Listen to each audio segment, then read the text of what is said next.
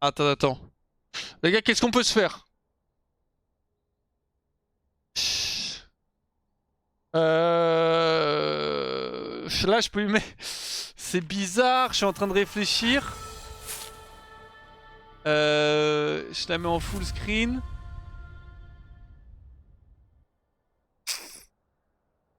C'est ton métier, c'est ça, tu vas t'en sortir. Qu'est-ce que je bricole là? J'ai pas d'overlay en fait pour faire un truc propre. Attends. Attendez. Je me dis, est-ce que cette scène-là... Je fais un truc un peu comme ça avec Blasios à côté, je pense que c'est le plan. Je me mets là et je mets Blasios à côté. Ah mais ça va être bizarre, non? Tu veux un truc avec deux cams? OMG, t'as un overlay, Alan? Si t'as un overlay, Alan, je prends. Je peux me mettre à côté de moi et on fera genre on est... Si t'as un overlay... Attends. Je vais trouver un petit overlay et je setup ça. Une minute.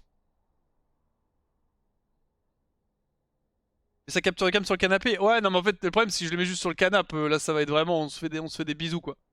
Là je pense que je peux faire un petit truc un peu comme ça en mode je crop un peu. Tac. Allez, si Alan il a un overlay prévu de talk. Tu vois, et là je peux mettre Blasios ici là, à côté de moi.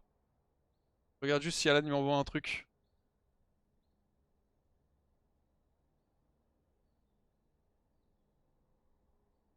Je peux l'envoyer sur WhatsApp ou quoi, Alan? Je suis quoi si jamais? Je sais pas si tu l'as. Je vais attendre un peu, mais.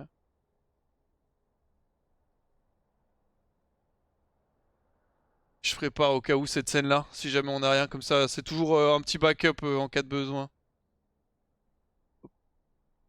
Ah, le problème c'est que c'est le bordel, il y a 15 trucs. Au pire, on fait un peu comme ça, en vrai, c'est très bien. Juste là, je prends un peu d'espace. Voilà, puis regarde, on fait moitié-moitié comme ça. Il arrive quand ton décor? Quand tu me fais un don de 10 000 euros et que tu me fais un don de 10K, je le fais tout de suite, mon décor. Après, le truc qui se craft, hein, mais... Je cherche, mais si t'as pas, t'inquiète, je me craft ça en attendant, ok? Vas-y, je vais call Blasios, les gars. Bon, du coup, bah, je vais laisser... En fait, je vais laisser Blasios se présenter, parce que on va pas se faire chier. On va pas s'embêter, hein. Tac. Voilà, juste que je setup sa cam.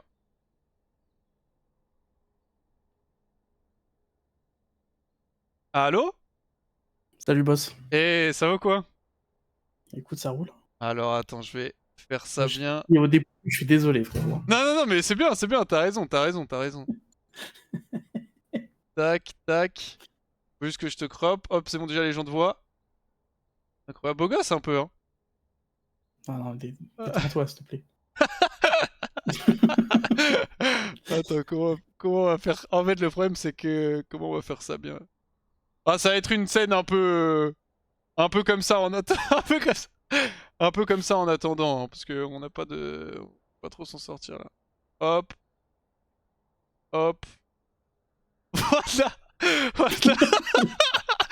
Voilà. Ouais, la scène est très bien comme ça. Bah écoute, salut à toi Blasios. Hop, je mets ça bien dans le cadre. Voilà, parfait. Et on est professionnel ici. Voilà, c'est très bien comme ça. C'est très bien. Bon, du coup, ouais, excuse-moi, comment ça va? Tu passes une bonne petite journée? Ouais, bah là, ça y est, hein, je me détends un petit peu. Il y a Hugo qui est en chemin, Ouais, tu vas arriver là. donc j'ai un peu discuté avec lui. Et puis ouais, là, ça se détend un petit peu parce que c'est vrai que les dernières semaines, ça a été la folie. Donc ouais. Ouais. Ah, ça s'est bien envoyé. Bah, pour le coup, ouais, je voulais faire un petit stream pour justement parler un peu plus de ton taf. Qu'est-ce que tu as fait globalement dans le mercato? Pourquoi est-ce qu'on a pris telle ou telle décision? Et pareil, si jamais vous avez des questions pour Blasios ou en global dans le chat, n'hésitez pas. Je pense pour commencer, tu veux peut-être faire un petit récap vite fait de toi rapide et aussi bah, de globalement quel était ton taf en arrivant à Solaris parce que je sais qu'il y a eu pas mal d'histoires sur les tweets du scout, ce genre de choses, donc je pense que je vais te laisser y aller. Ouais, donc pour ceux qui étaient là lors de l'annonce, j'ai rejoint Solari avec Hugo. Moi, pour une durée limitée de l'off-season, pour en fait aider à construire au roster et à lead un petit peu tout cette off-season. Et donc en fait, je me rappelle quand on en discutait avec Puka, il me demande c'est quoi le nom du poste concrètement. Bon, on dit scout parce que c'est ce qui englobe vraiment tout l'ensemble de ces activités-là, mais en fait enfin je sais pas trop encore comment appeler ce poste-là vraiment, mais j'étais là pour vraiment centraliser toutes les informations et lead le mercato dans son ensemble. Donc, pas comme un scout, comme certains supporters pourraient imaginer, genre juste j'amène des profils en avant et puis ensuite ils cook en fonction. Non, il y avait une vraie stratégie autour de cette off-season et que j'ai imprimé quoi, en accord avec les objectifs que tu nous as donnés et aussi le coaching staff, bien sûr. Ouais, c'est sûr que forcément, comme tu dis, c'était un peu compliqué parce qu'il y a pas. Je sais pas trop si. Enfin, je connais pas trop d'antécédents justement d'un mec qui build un roster pour une équipe mais qui ne fait pas partie de l'équipe, tu vois ce que je veux dire? Ouais, c'est Et. un peu bizarre, ouais. Et du coup, ouais, Scout, pour le coup, c'est ce qui parlait au plus de monde. Mais oui, l'objectif de Blasios, si jamais vous faites partie des gens de Twitter, on ne sait jamais. C'était pas juste de chercher des profils inconnus. Ça faisait bien sûr aussi un peu partie de ton taf, de trouver les profils les plus pertinents. Mais typiquement, pour reprendre Visage l'exemple bisou, de visage Pierrot qu'on a bisou, signé en support, visage bisou.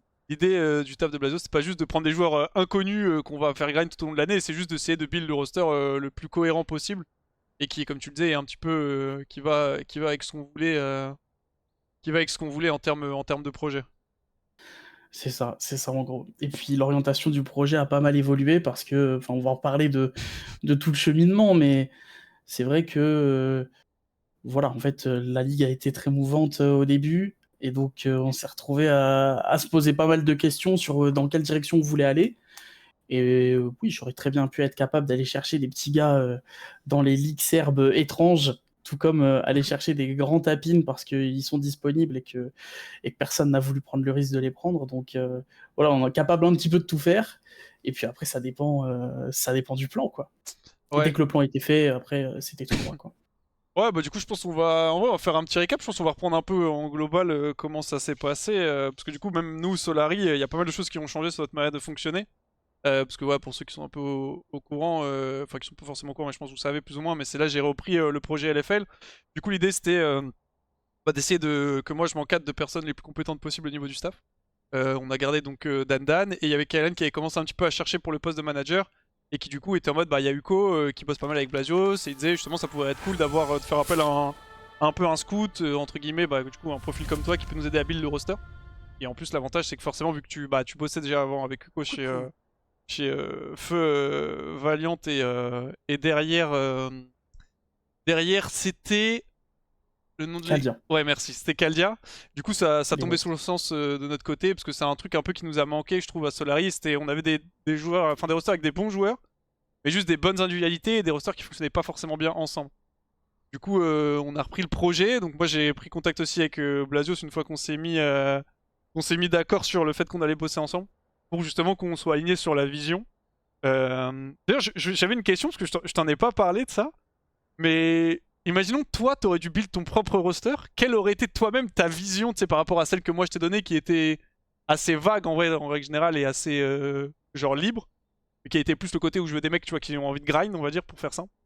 Genre, si toi t'avais dû Ouais. build le roster de toi-même, tu serais parti dans quelle direction plutôt? Dans quelle direction? Ben, déjà, un truc qui est hyper important, c'est d'avoir un budget, pour commencer.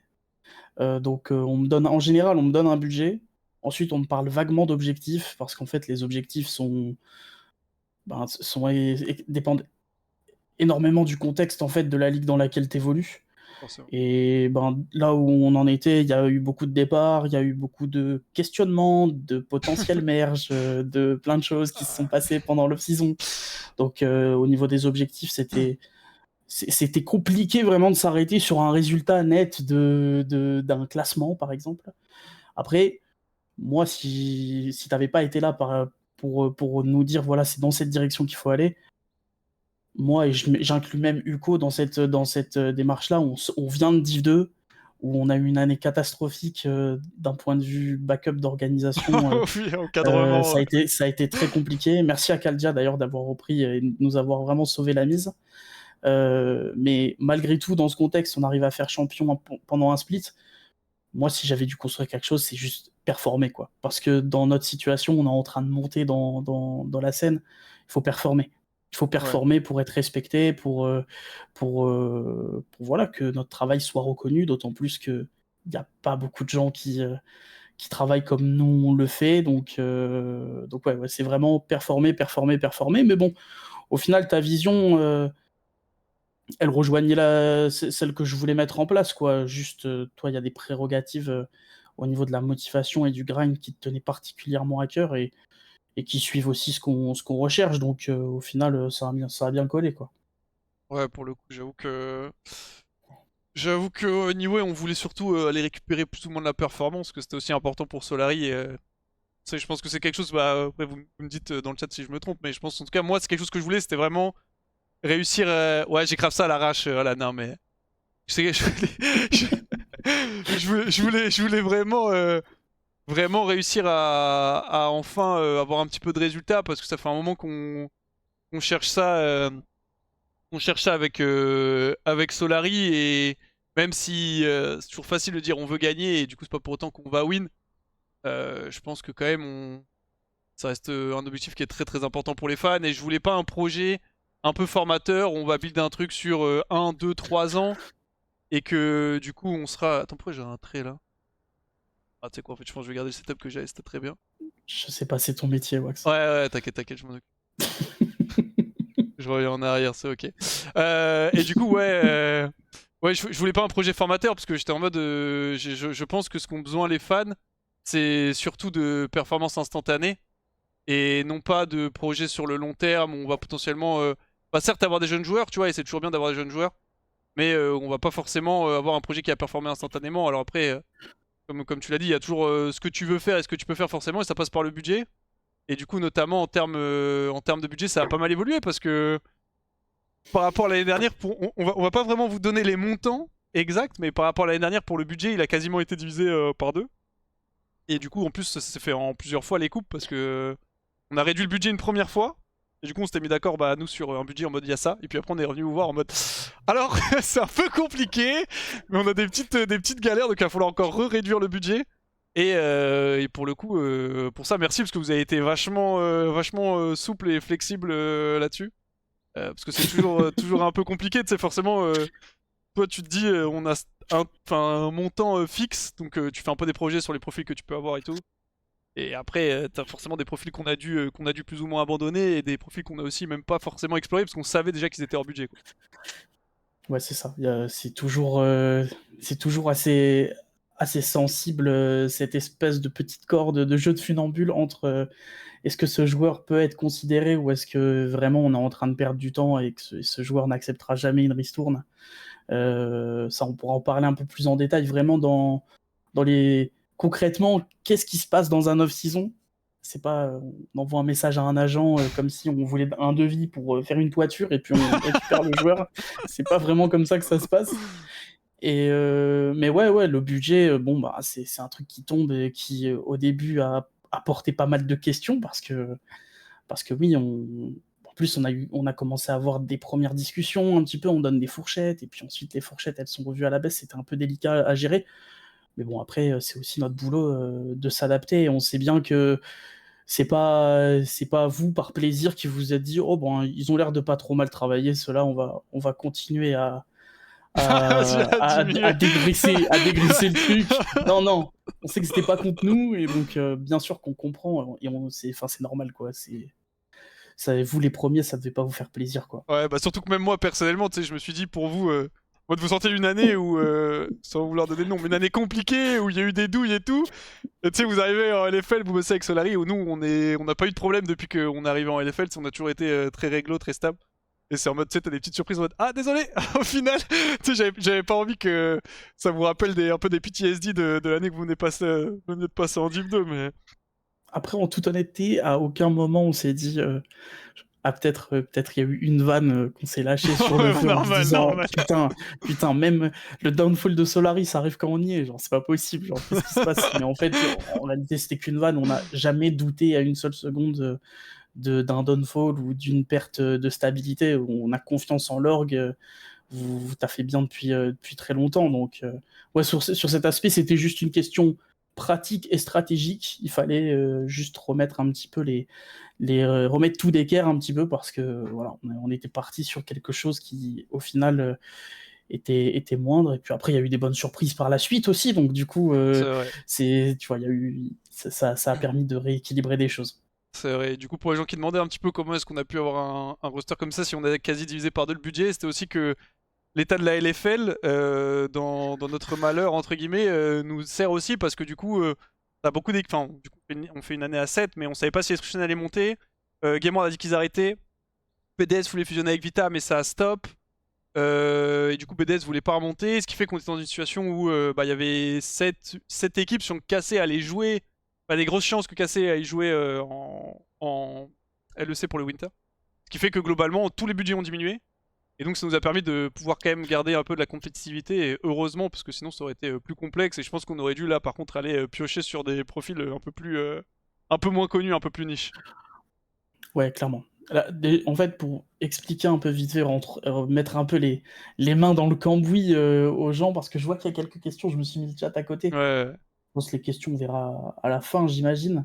Mais pour vous donner un peu une idée de comment ça fonctionne, donc on démarre, présentation, Tépouze qui est toujours dans le bureau, Wax, le staff, Dany aussi, on discute beaucoup. Et ensuite, il y a un budget et il y a des consignes de construction. Grosso merdo, c'est ce qui se passe. La première chose à faire, pour nous, pour moi particulièrement, c'est de comprendre le positionnement de l'orgue. C'est là, je suis dans un off-season. Ok, on a un projet, Solari. Où est-ce qu'on se positionne dans ce marché-là? Dans un marché où il y a Gameward et Mate qui partent. On ne sait pas si Esprit Shonen monte. On sait que Cassé sera pas là au Winter. Donc en fait, pendant très longtemps, on savait pas qui étaient nos concurrents directs concrètement. On avait Job Life qui était sur la même longueur d'onde, la même timeline environ. Ici, Japon sont arrivés bien plus tard aussi sur le mercato. Enfin, ouais. voilà, en gros, Et t'as Galion qui c'est alloc aussi ça. très très vite. Et Galion, exactement, qui eux ont opté pour une stratégie simple. Ils ont du budget, ils sortent d'une année XXL, ils prennent des gars qui sont aux portes de la LEC sur lesquels ils peuvent mettre des buyouts LEC très tôt et s'assurer en fait des très gros talents directement. Parce que nous, on pouvait pas faire, puisqu'on pouvait pas brute force des projets, des profils comme ils ont dû brute force. J'ai pas envie de parler en le nom Ouais, de Galion et probablement, de leur staff, mais probablement. voilà, tout ça, c'est pour vous donner comment je fonctionne, comment on fonctionne. En fait, on essaye de pré-shot un petit peu le positionnement des gens. Et ensuite, du coup, ben, quand on sait à peu près où est-ce qu'on se situe, ben, on sait à peu près vers quel joueur on est en mesure de prétendre, potentiellement, vers qui on pourrait voilà, être des vrais projets cohérents. Autre détail aussi qui est important, comme il y a une très grosse, une très grosse baisse de budget général au niveau de la LFL qui fait écho aux baisses de viewers qu'il y a eu l'année dernière, la plupart des projets ont pris la décision de faire des projets en remote pour pas assumer des coûts en présentiel, de logement, de toutes prestations qui vont avec le logement, Ouais, défraiement et tout. défraiement, la nourriture, tout ça, tout ça. Il y a beaucoup de projets qui ont décidé de fonctionner comme on fonctionnait en Div 2, par exemple, en remote avec des bootcamps. Ce qui fait que notre projet, Solari, on se retrouve avec un avantage concurrentiel qui est pas mal, quoi, finalement. Qui est pas mal parce qu'il y a beaucoup de joueurs d'expérience qui ont vraiment besoin de ce conditionnement et de se dire on veut être en gaming house, on veut travailler de cette manière-là. Et le remote, pour certains profils, ça doit faire peut-être 2, 3, 4 ans qu'ils n'ont pas été en remote pour travailler. Donc ça a été un avantage, par exemple. Et voilà, pour vous donner un peu un exemple de on commence, ok, c'est quoi Solari dans ce marché pour préparer 2026? Et ensuite, on détermine des orientations, des joueurs, on discute avec le staff, et puis ensuite, il y a tout un travail de review aussi, de VOD, parce qu'il n'y a pas eu beaucoup de try-out aussi, ça a été un sujet, Ouais. j'ai vu un peu. Ouais, j'en parlais un peu avec le chat, parce que c'est vrai que je pense que vous, Je veux que des enfin, hashtags vous me Sliwin dites si je me cette trompe le chat, année. mais je pense que vous, dans votre tête, il y a encore beaucoup de personnes qui fonctionnent avec le système de tryout, c'est-à-dire que tu vas prendre des joueurs, tu vas les faire jouer, et tu vas regarder ce qui valent. Et de plus en plus, t'as un peu deux écoles qui se dessinent. T'as ceux qui sont encore dans l'ambiance tryout et ceux qui préfèrent éviter les tryouts. C'est notamment un peu le cas de Dantan qui est pas trop fan des tryouts parce que justement, tu vas avoir beaucoup de fausses infos dans le sens où le mec va performer pas forcément de la même manière. Les mecs en face aussi vont pas forcément performer de la même manière. Et du coup, Dantan il préfère éviter parce que il a peur de se faire un peu bait et d'avoir des profils qui vont très bien performer en tryout. Et à l'inverse, qui une fois que l'année commencera sera pas folle. Du coup, c'est lui, il va privilégier plutôt VOD et aussi expérience compétitive. Et ce qui fait qu'on était plus parti sur un plan. On a fait quelques tryouts, quand même, pas beaucoup. On a fait très peu, mais on a eu quelques-uns. Mais ouais, c'était pour moi vraiment les tryouts sont intéressants, surtout si tu veux tester des rookies contre des joueurs confirmés. Et donc typiquement, tu as des joueurs de Div 2 que tu veux un peu voir ce qu'ils vont valoir contre des joueurs qui sont en place. Et aussi pour voir un peu comment tes différents profils vont fonctionner ensemble. Tu veux par exemple tester un peu ta synergie jungle support, ça peut un petit peu aider. Mais merci beaucoup d'ailleurs Mush pour les 5 subs, merci à toi. Mais du coup effectivement, il n'y a pas eu beaucoup de tryouts. Et c'est vrai que toi, ce que tu disais, Blazo, c'est que toi c'est à l'inverse, t'as l'habitude de run beaucoup de tryouts. C'est ça. Moi, je suis plutôt. Et c'est marrant, tu vois, faut s'adapter un petit peu à chacun, à son coaching staff. Et donc, comme tu l'as dit, Dany, et par la suite, j'ai compris pourquoi. C'est pour ça, c'est marrant parce on en a run, on en a pas run beaucoup, mais à chaque fois, j'ai compris pourquoi Dany aimait pas les tryouts parce que ensuite, après, il pouvait me manquer d'objectivité parfois sur alors, des gens qu'on a vus pendant 1 heure et demie, quoi. Donc, j'ai compris, il avait conscience de cette faiblesse. Et c'est ce que j'aime beaucoup avec Dany, hein, c'est qu'il se connaît très bien. Et donc, du coup, il te le dit directement, quoi. Mais donc, ouais, moi, d'habitude, dans mes projets, comme mes projets précédents, ça a toujours été des projets un petit peu de hipster dans des ligues sombres ou Ouais, en c'est vrai. Div 2, ou en Div 2, ben forcément, tu es obligé de faire des paris. Il y a beaucoup de try-out. Et puis même moi, ça m'aide beaucoup les try-out pour sentir un petit peu l'énergie des mecs, savoir directement s'il y a des trigger points évidents qui vont surgir ou si ouais, il y a directement une entente qui peut être sous-entendue. Après, il faut pas se faire bait, bien sûr, hein, il faut toujours bien vérifier, il faut back up ça avec des reviews de VOD, des discussions et des reviews communes, et il y a plein d'exercices qui sont en commun. Mais ouais, du coup, dans ce contexte de Solari, au début, on a fait quelques petits tryouts, pas tant. En fait, c'était surtout des tryouts pour faire un peu de levée de doute sur des profils qui paraissaient un petit peu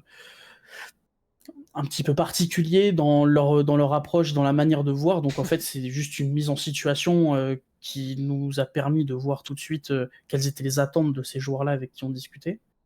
Donc pas vraiment un try-out comme on sous-entend pour tester des synergies ou je ne sais quelle autre chose. Non, vraiment un try-out juste pour mettre un humain dans un contexte avec d'autres humains et voir un petit peu comment il s'en sort. Après, la vérité c'est qu'on on a aussi abordé la piste des Coréens assez vite, notamment au fait des décisions qu'ont pris les autres équipes, en fait, hein, tout simplement. Hein. C'est aussi ça le mercato, c'est tu regardes un peu tes collègues, tu regardes ce qu'ils font, et puis tu essayes de te mettre dans un angle qui t'ont libéré, quoi. Hein. C'est comme ça que ça se passe. Et donc, en fait, très rapidement, on s'est dit que les Coréens, ça pouvait être quelque chose, notamment pour le rôle de support. Parce qu'il y avait il y avait beaucoup de supports coréens intéressants qui challengeait le mercato en LEC, donc il n'y allait pas avoir de la place pour tout le monde, ça on l'a vu. Oui. Et comme on a vu aussi que tous nos collègues de LFL voulaient absolument lock leur support le plus rapidement possible, sinon un membre de leur famille allait exploser, on a vu tout le monde et on s'est retrouvé très rapidement dans le mercato à limite à J'ai avoir une info en le off. dernier, Les voire l'un 27 des deux derniers centimètres slots n'y en sont support pas qui pour restaient rien en dans ces LFL, et donc du recrutements. coup rapidement on s'est dit qu'on pouvait aller s'orienter dans cette direction. Et ben, quand tu considères des Coréens, par contre, les Coréens, ils sont en Corée, et donc tu ne fais plus de try-out, concrètement. Ouais, ouais, Tu effectivement. t'embêtes plus, quoi. Du coup, justement, pour revenir un petit peu sur le déroulement du mercato, parce que on a commencé, du coup, forcément, on a commencé par la base de la base. Donc, le tout premier recrutement, si je dis pas de bêtises, c'était. Je sais plus si on a recruté Jinné avant Zixi. Je crois que oui, mais je crois que c'était fait à peu près en même temps. Non, Je non. crois que c'était Zixi On first. a... Ouais. Sixi, Ouais. direct. Sixi, parce qu'il y avait des discussions au niveau de l'assistant coach, puisque vous aviez commencé des démarches Mm. avec l'assistant coach. Ah oui, En c'est fait, vrai, oui, c'est vrai, ça. on décide de commit sur Zixi. Voilà. Et puis ensuite, en suivi Zixi, il fallait finir le coaching staff, en fait, parce que prendre un joueur, pour moi, ça allait.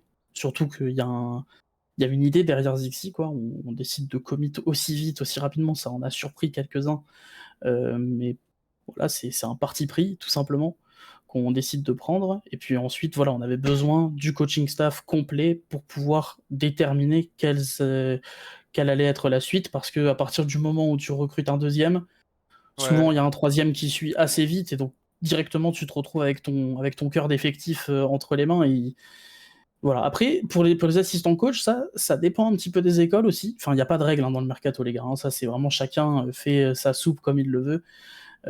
Et même nous, d'ailleurs, on fait des mercatos complètement différents des années aux autres. Ça dépend de tout ce qu'on vous a dit avant. Le contexte dans ta ligue, ton budget, À tes opportunités. l'actualité, Ouais. l'actualité, tout simplement, à quoi ressemble ta ligue.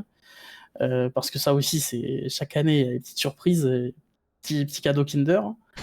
Et donc, ouais, par exemple, l'assistant coach, si je prends l'exemple de Caldia l'année dernière, on a commencé avec Baguette en head coach, on a recruté les joueurs, et ensuite on a déterminé, on a diagnostiqué un petit peu dans le roster quels étaient les endroits où on allait pouvoir un petit peu plus progresser, ou des choses qui avaient besoin d'être consolidées, et ensuite on a cherché nos assistants coach. En conséquence, là, c'était quelque chose d'inversé, où on a senti qu'il fallait vraiment le coaching staff précis, et puis ensuite partir avec ces deux mecs, et puis Ouais. peut-être l'agrémenter avec d'autres personnes. On ne sait pas encore, il faut que je discute avec les gars de ce qu'ils en pensent, mais voilà un petit peu ce qui s'est passé. Donc Zixi en premier, ouais. Ouais, Zixi effectivement en premier. Et du coup, effectivement, par rapport au coaching staff, parce que je peux en parler un petit peu aussi au chat, je sais pas si vous en avez parlé, mais en gros, moi, quand j'ai récupéré le projet LFL et que c'était un peu ma responsabilité, j'avoue, ma vision, c'était vraiment de lock le staff en prio, d'avoir un staff compétent, un coaching staff en manager et potentiellement un assistant coach. Et justement, j'étais pas encore fixé sur est-ce qu'il nous faut un mec, deux mecs, est-ce que être sur place c'est mieux ou pas. Bon, instinctivement, j'étais en mode oui, c'est beaucoup mieux d'être sur place, parce que je trouve le coaching est bien plus efficace. Et je parlais d'ailleurs que ça nous a bien servi dans le mercato d'avoir un projet en physique, parce que c'était quelque chose qui a été pas trop fréquent à l'effet et quelque chose qui était aussi beaucoup valu par les joueurs. Et du coup, le premier truc que j'ai fait personnellement, c'est que je me suis dit, bon, pour avoir une meilleure idée, parce que j'ai mon état d'esprit, moi je considérais qu'il fallait deux coachs et des gens sur place, mais bon, tu peux toujours te tromper. Du coup, j'ai fait jouer un peu mes relations, je suis allé DM et je suis allé vocal avec les deux personnes que je connais, qui sont pour moi les coachs les plus compétents en francophone, c'est-à-dire Wadi, qui est actuellement assistant coach, selon les ligues bien sûr, cassé, mais qui était chez Koi. Pardon, enfin, qui était chez Cassé, excusez-moi, et Zef, qui est donc chez Koi et qui est maintenant selon League chez Cassé. Donc les deux, je suis allé leur parler pour leur demander un petit peu leur point de vue, parce que c'est deux joueurs qui sont passés par la LFL, et enfin de staff, pardon, pas de joueurs, mais de personnes que je trouve très très compétentes. Et du coup, je parlais un peu avec eux sur leur vision selon eux du coaching staff, qu'est-ce qu'il faudrait en LFL, qu'est-ce qui selon eux est possible, pas possible, qu'est-ce qui est l'optimisation, etc. Et après, du coup, ces discussions avec eux, j'étais en mode ok, bah mon état d'esprit est plutôt clair, on part, et c'est pour ça aussi qu'on a voulu récupérer quelqu'un, parce que d'en parler, Dan, c'est un coach qui est très compétent et qui aussi a un gros avantage, c'est qu'il connaît ses faiblesses et ses forces. Et du coup, c'est quelqu'un qui fonctionne mieux quand il est accompagné. On avait Max Lord l'année dernière, et du coup, on a cherché justement un petit binôme avec Dan, une fois qu'on a récupéré Zixi, et donc nos yeux se sont tournés vers Jiné, ce qui fait qu'on a récupéré Jungle, assistant coach, et après une fois que tu as le staff, c'est aussi plus simple pour le coaching staff forcément de choisir les joueurs. Parce que c'est jamais bien de prendre l'équipe et après de coller le staff et être en mode allez, démerdez-vous avec ça, tu mets un peu les joueurs dans les pattes du staff. Et du coup c'est là où on a commencé à explorer un peu plus les options sur les différents postes. C'est à peu près ça. J'ai vu une question passer Ouais, sur Zixi. Pourquoi avoir lock Zixi le plus tôt ouais. possible, et tout ça. Euh, En fait, Zixi, le raisonnement qu'il y a derrière, c'est que Zixi, il fait une année très correcte l'année dernière déjà, avec Mate, dans une équipe qui aurait pu, ouais, qui avait tout pour marcher. Et il a eu une progression pendant l'année assez notable. On a appris en plus pendant l'année il a dû faire face à des épreuves pas très très cool, Ouais. on va dire, le père Zixi. Et pour avoir vu ça plus ou moins de l'intérieur, hein, dans des précédentes expériences, bah, je sais à quel point ça peut être destructeur d'ailleurs. Bah, je le sais très bien vu que j'ai été le prochain sur la liste pendant l'off-season. Euh, et en fait, Ziggy, il a tenu bon pendant toute la saison malgré ça. Et ça, déjà, gros respect. Donc, Mm. en fait, je pars du principe que ce mec a quelque chose de spécial. L'autre chose, c'est que Zixi, c'est un mec qui est extrêmement polyvalent, qui est capable de tout faire, et qui est aussi, en tant que jungle, capable d'assumer son rôle dans un top projet, avec des grosses individualités pour aller chercher quelque chose, mais il est aussi d'attaque pour voilà, être avec des rookies, des gros no-name, des mecs juste en qui il a confiance parce qu'il les a vu cliquer, et avec qui il a échangé. Zixi n'a pas peur de l'inconnu non plus. Donc en fait, il faut savoir que ça, c'est quelque chose de très rare parmi les joueurs, parce que quand tu... Enfin, la, comment dire, la trajectoire de ta carrière, c'est quelque chose de tellement fragile pour un joueur. Bah, chaque mercato, tu fais très très attention d'avec qui tu joues. Très très attention. Parce qu'il suffit que tu joues avec des gens où tu le sens pas trop, et où voilà, et que du coup, ben, tu arrives sur une pente un peu descendante, fin de carrière, et tu fais 2 ans de plus et c'est fini. C'est fini. Et ben Zixi, il avait pas du tout il était prêt à tout, quoi. Il était très très curieux. Et enfin, aussi, d'un point de vue purement stratégique, j'étais sûr et certain que Zixi allait être un joueur très contesté dans le mercato, au vu de l'année qu'il vient de faire. Yukino qui reste comme par miracle, qu'est-ce que c'est beau aussi, magnifique l'off-season, bien joué à Carmine, c'est incroyable, c'est vraiment le move de l'off-season. Mais en fait, il y a Yukino, Xerxes, il y avait des points d'interrogation sur est-ce qu'il allait partir en Allemagne, peut-être pas, mais en fait, il n'y avait pas tant de rumeurs sur Xerxes qui rempilait chez Gallions et je voyais pas d'autres structures commit sur Xerxes. Et donc en fait, très rapidement, je me dis en fait, Zixi, les gens vont vouloir se l'arracher, donc autant mettre ce qu'il faut pour le récupérer maintenant, parce que si tu te retrouves en concurrence avec une équipe, 2 équipes, 3 équipes, bah en fait, c'est là, tu te mets dans une situation un petit peu de surenchère et tu te retrouves peut-être voilà, à complètement faire exploser ton budget qui était déjà assez fragile nous Ouais, concernant, donc du ouais. coup, voilà, il fallait prendre ce pari directement. Et puis après, quand on fait un pari sur des joueurs, bah forcément, ça amène des avantages puisqu'on est très considéré par d'autres joueurs et puis aussi des inconvénients parce que forcément, bah, à partir du moment où tu t'es mouillé et que tu as commis sur un joueur, eh ben, parfois il y a des joueurs qui vont préférer un autre jungle recruter autre part ou quelqu'un d'autre, quoi. Parce que Ziki, c'est pas. Voilà, c'est pas. Il descend pas de LEC, tout le monde lui court pas après pour venir jouer avec lui. C'est un très bon joueur, mais c'est pas non plus la superstar. Qui allait rythmer l'off-season. C'est quand même un pari qu'on a pris, quoi. Ouais, ouais. Sia? Vas-y, salut. Désolé. Désolé. Du coup, ouais, effectivement, bah, c'était bien aussi de pouvoir se positionner direct sur Zixi, parce qu'il y a, indépendamment du fait que nous, on veut le joueur, il y a aussi le fait qu'il accepte. Parce qu'en tant que joueur, c'est aussi... Tu te commites aussi à prendre une équipe rapidement dans le mercato et à pas attendre un petit peu de voir les opportunités. Et ça, justement, comme on en parlait, c'est aussi l'avantage de savoir que, bah, pour moi, le projet le plus attractif en LFL, c'était bah, Cassé.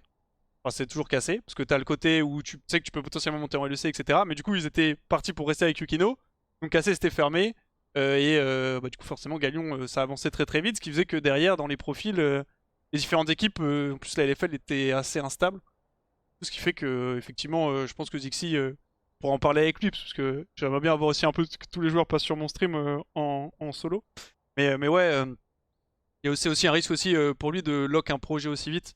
et pas attendre de voir un petit peu qui il veut, quelles sont les différentes opportunités. C'est ça. Je pense par exemple, tu vois, qu'avec le recul, si on avait fait une proposition à Zixi dans une LFL un peu plus stable, avec les 10 équipes en place sur la même ligne de départ, ça aurait été plus compliqué, tu vois. En fait, on fait l'offre vraiment dans un Ouais, timing où on ouais, sait qu'il y a Job Life, et en fait, et le reste, on sait pas. Et il y a Gallions qui a déjà lock Tiger et Oman. Donc, donc en fait, même pour lui, il se dit, en fait, s'il faut, si j'attends, ouais, j'aurais pas d'équipe je vais me potentiellement. retrouver sans rien, quoi. Ouais, c'est Donc voilà. vrai que tu regardes, parce que là, au final, il y a 7 équipes qui vont jouer au Winter, et ouais, il y a beaucoup de joueurs qui étaient là l'année dernière qui seront pas là sur l'année 2026. Donc, c'est sûr que malheureusement, parfois, attendre, ça peut être complexe. C'est ça. Et du coup, une fois qu'on a log Zixi, le profil après qu'on va récupérer, c'est Etinnot. Donc, est-ce que C'est Note. tu veux en parler un petit peu justement? Quelle a été la strat une fois que t'as eu, enfin qu'on a eu Zixi, vers quoi on se dirige? Est-ce que toi, c'était ta vision de lock rapidement un AD carry? Est-ce que tu vois un petit peu les opportunités? Est-ce que tu te dis non, il faut un support direct? Bah, en fait, ce qui se passe, c'est que nous, on a des carries, on a des noms, on n'a pas des milliers de noms depuis le début. En fait, on est assez sûr de quel genre d'AD carry on aimerait, sur lesquels on aimerait commit. Et puis, on est aussi dans un état d'esprit de on n'a pas beaucoup de budget, même si on est attractif, il y a un moment donné, il y a un moment donné, on peut se faire baiser, entre guillemets. On peut se faire C'est un peu arrivé hein, baiser. dans le mercato d'ailleurs. C'est arrivé. Il y a des moments où on peut se faire un peu baiser, et c'est un petit peu des rappels à la réalité qui te font dire, ok, bon, faut arrêter un petit peu de faire les gros bras, parce que en fait, on a passé notre saison à faire les gros bras et à se mettre bien. Et il y avait des profils d'AD qui on aurait pu commit, et ça aurait orienté le projet plus vers ce sur quoi on pensait à la base, c'est-à-dire prendre des joueurs un peu avec une expérience, qui ont déjà prouvé des choses, mais qui n'ont pas forcément prouvé des choses en LFL ou plus haut, un espèce d'air frais, comme d'ailleurs on fait d'autres équipes LFL. Je pense à Vita, qui ont fait monter quelques petits mecs. Je pense à ici Japon aussi, qui est parfaitement dans cette vague. Et ensuite, ben, Aetinos, on se dit que c'est le juste milieu, en fait. C'est un mec qui est extrêmement talentueux, qui est peut-être celui qui a le plus de potentiel parmi les autres joueurs qu'on a, entre guillemets, qui a le ceiling le plus haut. Et en plus, d'un point de vue personnalité et énergie, c'est quelqu'un qui amène énormément de peps et de, comment dire, un peu d'innocence, quoi. C'est un gars, il a 20 piges, ça fait 2 ans, il est en gaming house avec Giants. En fait, la vie, il voit pas le jeu de la même manière que d'autres gens, quoi. Il est en pleine bourre, il vit son rêve e-sport, et c'est juste un autre chapitre pour lui. C'est la première fois en LFL, et il sait très bien que la LFL, voilà, c'est l'arrêt juste avant le terminus en LEC, quoi. Il le sait très très bien. Et donc, du coup, on décide de commit tout simplement sur lui. Et en décidant de commit sur lui aussi, on assume aussi une orientation à ce moment-là, qui est on va aller chercher des Coréens. On va le faire. Parce que s'il y avait des questions sur les Coréens, on a commencé en fait après. Disons on a tenté des moves un petit peu, on a tenté des trucs, et qui n'étaient pas forcément des Coréens ou pas. Et ensuite, on se dit, bon, en fait, les Coréens, il faut qu'on considère. On va regarder un petit peu. On s'est mis à ouvrir le scouting aux Coréens, ce qui n'était pas forcément le sujet, parce on était un peu apeuré avec le prix des allers-retours, les Ouais, visas. ouais. Il y a plein de surcoûts en fait qui arrivent. Et donc ça forcément, ça pouvait refroidir un peu. Mais donc, en fait, on se dit, ok, on va vraiment scouter correctement des Coréens. Et Aetinos, c'est un mec qui travaille depuis 2 ans avec des Coréens. Donc forcément, c'est un mec qui a envie de continuer à travailler dans Ah cette bah, ambiance-là, avec cet état d'esprit, avec ce niveau de talent Voilà, et forcément, moi je ne peux que le comprendre. Ouais, je pense que c'est ça, parce qu'il jouait du coup forcément avec Lospa et Festi chez GX. Et effectivement, C'est je ça. pense quand tu es AD Carry, et même pour parler aussi à Exa qui a joué avec Pierrot cette année chez KC, notamment quand t'es ADC et que ton support est coréen, ça te donne une autre perspective du jeu et souvent tu as envie de continuer avec ce genre de profil. Et effectivement, c'était le cas notamment d'Aetinos. Et d'ailleurs, pour la petite anecdote, c'est rigolo parce que du coup, le mercato a commencé un peu plus tard, mais c'était aussi un petit peu en même temps quand on a commencé à sonder un peu les profils que quand il y avait tous les joueurs pros qui étaient au loco pour le solo queue challenge. Le moment en tout cas où moi je commençais à réfléchir à quel profil on allait prendre. Et donc forcément, il y avait Nuke, Isma, Stand, Hiro, Myrtus qui étaient présents. Et donc je leur demandais un peu leur avis sur quel joueur selon vous est fort, en AD carry ou en global et tout. Et ça m'a fait rire parce que c'était Isma le premier qui m'a fait ouais les joueurs de GX en LVP parce qu'apparemment eux lui il avait joué un petit peu avec eux pendant 2 semaines durant l'année. Il m'a dit les joueurs sont vraiment bons, surtout les deux ADC, Etinot et Exofeng, ils sont très très forts. Et du coup ça me fait rire qu'au final on termine avec Aetinos. Parce que c'est vraiment la boucle est bouclée comme on dit. Donc je vois que quelqu'un aussi a demandé est-ce qu'on avait considéré Exofeng. Et Exofeng était clairement considéré. Le truc c'est qu'il était un peu plus aussi contesté que Aetinos. En tout cas c'est un profil qu'on a vite écarté parce que bah on se doutait que les prix allaient monter vite et qu'il allait être contesté par pas mal d'équipes. Et au final Aetinos ça restait un profil qui était pareil extrêmement intéressant pour nous parce que c'est un jeune joueur turc qui vient d'avoir 20 ans et qui, pour le coup, est déjà excellent. Donc, je m'attends à ce qu'il ne fasse que progresser sur l'année aussi. C'est ça. D'ailleurs, je sais pas à quel point Exofeng a été contesté au final, Ouais, c'est toujours mais, pareil. mais c'est mais c'est vrai que le premier signal qu'on a eu, c'est qu'il y avait beaucoup, beaucoup de monde sur ce poulet, et donc bon, servez-vous les mecs, servez-vous, on va Ouais, faire autre chose. malheureusement, effectivement, quand tu fais pas partie des gens qui ont le plus d'argent, t'es obligé de laisser, tu laisses les gros morceaux et toi Ouais, tu profites pendant que tout le monde était en train de s'occuper d'Exofeng pour récupérer les petites pépites. Donc du coup, ouais, comme tu disais, donc ce qui fait que ça nous amène sur Etinos, on le lock et donc on commit vraiment sur le côté coréen.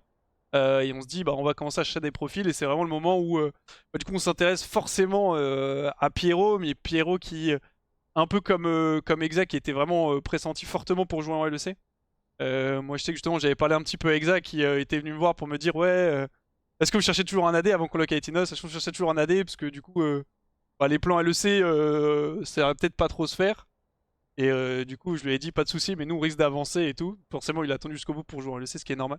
Euh, mais ce qui était un peu le même cas de Pierrot, c'est-à-dire que c'est un profil qu'on gardait en tête, mais qu'on se doutait qu'on pourrait pas avoir pour la finalité et que tout s'est bien passé. Mais on savait qu'il y avait une énorme proba qu'il parte en LEC et était pressenti notamment chez Fnatic éventuellement. Donc c'est là où on a creusé un petit peu les profils. Logiquement, les deux premiers profils coréens qu'on a le plus creusé, c'est forcément Festi et Lospa, qui étaient donc les mates de Etinos. Et donc voilà, comme vous le savez, Festi est parti jouer au Brésil. Une offre qui ne se refuse pas, comme on dit. Une offre qui ne ah, se refuse pas. Et il a eu bien raison. il a bien raison, je suis le Ouais, premier à y aller, hein. Je suis le premier. ouais. Il a eu bien raison. Et du coup, l'OSPA, c'était aussi, on était un petit peu en attente d'éventuellement, parce qu'il était considéré par d'autres équipes. Donc on s'est dit, bon, on faisait partie quand même des prios en règle générale des joueurs pour tout ce qui était ERL. Mais forcément, t'avais le tier 1, donc LCS, LEC, qui restait prioritaire sur tous les autres profils. Du coup, on était un petit peu en attente. Et on a commencé à creuser différents profils. Et c'est aussi comme ça qu'on est tombé sur Jul, qui était un joueur, tu peux peut-être en parler un peu plus, qui tu joues, du coup jouait au Brésil aussi chez Loud, après avoir joué un petit peu en Turquie. Ouais, bien sûr. Alors, Joe, le joueur qui a amené beaucoup, beaucoup d'interrogations, ce que je comprends, parce que le poteau, il sort du Brésil, et il a remporté la TCL sur la même année. Enfin, et avant ça, il était encore. Non, il était parti au Japon faire un split complètement cadavérique. Enfin, il y a plein. Le gars, c'est un baroudeur, quoi. Euh, En fait, concernant notre actualité, vous l'avez bien compris au début, on a vu que tout le monde avait log des supports, donc du coup on s'est positionné en support en assumant le fait qu'on allait être le dernier slot LFL en support et offrir le backup, le projet backup aux gens qui allait vouloir contest pour la LEC, tout simplement. Et à cette période de l'année, ben, vous l'aurez compris, être support pour Fnatic, vu que Fnatic a mis environ 600 siècles à faire son Ouais, mercato, j'avoue que... et je parle au passé, mais il n'y a toujours pas d'AD chez Oui, Fnatic, ils oui, sont encore en oui, train c'est de... vrai. Ils se font plaisir, les cochons. Donc du coup, nous, concrètement, après Aetinos, en toute transparence avec vous, on se dit quand même, on est bien patachon, on est là, on attend, parce qu'on a vraiment fait un mercato au ralenti en suivant la LEC, quoi. On s'est positionné en contender de la LEC. Et on s'attendait vraiment à ce que la décision au niveau du support allait être prise, quoi. Au bout d'un moment, il faut arrêter de se foutre de nous, quoi. Et en fait, non. En fait, les mecs ne font pas de choix. Ils font pas de choix, ils veulent tempo à l'infini. Et nous, on discute avec tous les profils qui sont à ce moment-là en LEC et qui disent oui, non, mais si jamais c'est pas la LEC, c'est vous.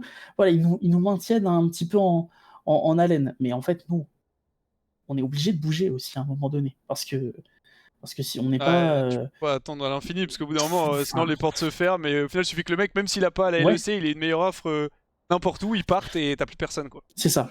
Et en fait, l'élément déclencheur, lequel est-il? C'est le coup de départ du mercato LCKCL. Parce que voilà, petite news, on s'intéressait à des profils en LCKCL qui voilà, étaient très contestés. Et le problème, c'est que voilà, là, le LCKCL, il n'y a pas boulot, verbal agreement, tout le monde tweet, tout le monde est content, tout le monde insulte sur Twitter. Non, non, c'est LCKCL, c'est coup d'envoi, et bam, ça c'est signé, ça c'est signé, ça c'est signé. Donc en fait, directement, il y a tout un tas de pools de joueurs qu'on considérait. Non, en fait, t'es signé, t'es pas dans la boucle, mec, t'as rien suivi, tu vois. Donc ça nous a mis un petit coup. Et ça nous a mis un petit coup d'électrochoc pour dire, les gars, en fait, va falloir commit sur un midliner, parce que si vous attendez les chutes de support de Fnatic, s'il faut, à Noël, il sera au pied du sapin, quoi, le support. Donc là, on se regarde, on se dit, ok, c'est quel midliner vraiment est celui qui vaut le plus le coup, là, à ce moment-là, et on décide de prendre Jul. Parce que Jul, nous, on est persuadé que son feat avec Zixi, ça va être de la balle, parce que Jul, avec XNS, chez Bootsgate, eh ben, il prenait les balles pour le collègue XNS, quoi. Vraiment, il prenait les balles, il mettait XNS devant tout le temps. Et sa Champions Pool s'adaptait vraiment à la folie de XNS. Donc l'idée, c'est vraiment de mettre Zixi dans de bonnes conditions. Il est capable vraiment de faire des différences. Alors oui, Jul, c'est pas un fou furieux en lane qui va centraliser le jeu autour de lui et qui va pick Azir. D'ailleurs, son Azir est vraiment pas au niveau encore de ce qu'on pourrait attendre. T'inquiète pas, on a passé toute une année avec un Azir, peut-être que les gens, en tout cas en Voilà. termes de résultats, c'était pas fou. Mais donc du coup, voilà, l'idée, Joule, c'est de faire une paire Joule avec Zixi, et dans les supports qu'on cherchait, bah, on cherche des supports aussi qui sont très forts en skirmish, quoi, qui vont se battre et qui vont toucher des sorts à un moment donné quand tu dois te battre, quoi. Donc Joule, on se dit, ok, go le prendre. Ensuite, l'autre raisonnement qu'il y a derrière Joule, c'est que justement, là, la manière dont je vous parle, c'est voilà, on est tranquille, on attend que LEC, que Fnatic ils fassent leur choix, et puis ensuite le mec il va revenir en pleurant, et il va choisir Solari. Non, non, non, c'est pas comme ça que ça fonctionne la vie en fait. C'est-à-dire que s'il faut, ben, parce que c'est les Coréens, ça aussi. Les Coréens, ils font penser, tu vois, ils te love bomb, les Ouais, Coréens. ouais, ouais, c'est vrai. Et puis ensuite, quand vraiment ils ont plus l'opportunité, et ben là ils t'expliquent qu'en fait, c'est pas toi. C'est qu'en fait c'est toi, mais il y a quelqu'un d'autre à côté. Donc, voilà, nous, on a appris de nos erreurs, et on se dit, à tout moment, les Coréens qu'on courtise, ils vont nous baiser dans le cul, en fait. Donc du coup, il nous faut un midliner aussi qui soit autosuffisant, qui ait une bonne expérience en anglais, qui est un Important ça globetrotter, aussi, ouais. qui va pouvoir voilà, s'adapter à Tours, parce que Tours c'est pas Sao Paulo, tu vois, donc il faut que le gars, il ait vu d'autres choses dans sa vie. Et donc Jules, ben forcément, le gars, il a converti en plus lorsqu'on a discuté. Les VOD étaient vraiment dans le style de jeu qu'on cherchait. Donc parfait, quoi. On a dit go Jul. Go Jul, c'est juste parfait. C'est aussi important d'avoir des profils.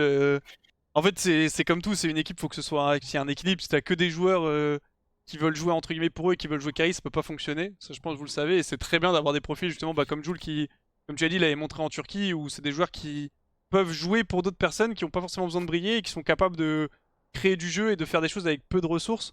Parce que du coup, ça te permet d'enable tes carries. Parce que le souci, c'est un peu peut-être l'un des problèmes aussi qu'on avait cette année, enfin l'année dernière du coup à Solaris, c'était que vous pouvez jouer un petit peu sur toutes les lanes.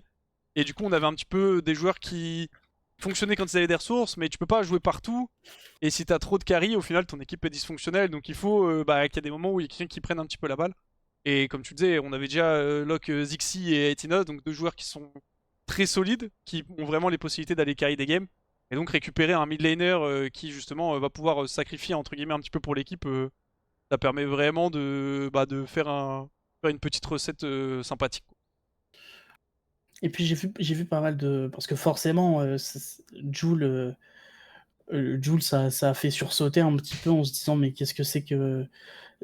Certaines personnes, je suis sûr, se sont dit on a recruté les mecs pour le pseudo, quoi, juste Ouais, en pour mode se régaler, quoi. Après, ça met bien. Après, ça met bien. Ça met Ça met très très bien. Et parce que j'ai vu quelques interrogations en se disant ouais, si on va chercher un Coréen, c'est pour chercher une brute. On s'en fout s'il parle pas anglais ou quoi. C'est vraiment un gars qui va mettre la tête dans le sol de ses adversaires. Ouais, ça peut être une orientation, carrément. Ça peut être quelque chose. Mais aussi, ça peut être un joueur pivot très costaud, niveau top ERL, et qui en plus est coréen en fait. Est coréen, et comme on avait le projet de ramener un support coréen, certains supports coréens qu'on avait en piste, on voulait un autre collègue coréen dans le projet. Certains s'en foutent, ouais, en toute honnêteté.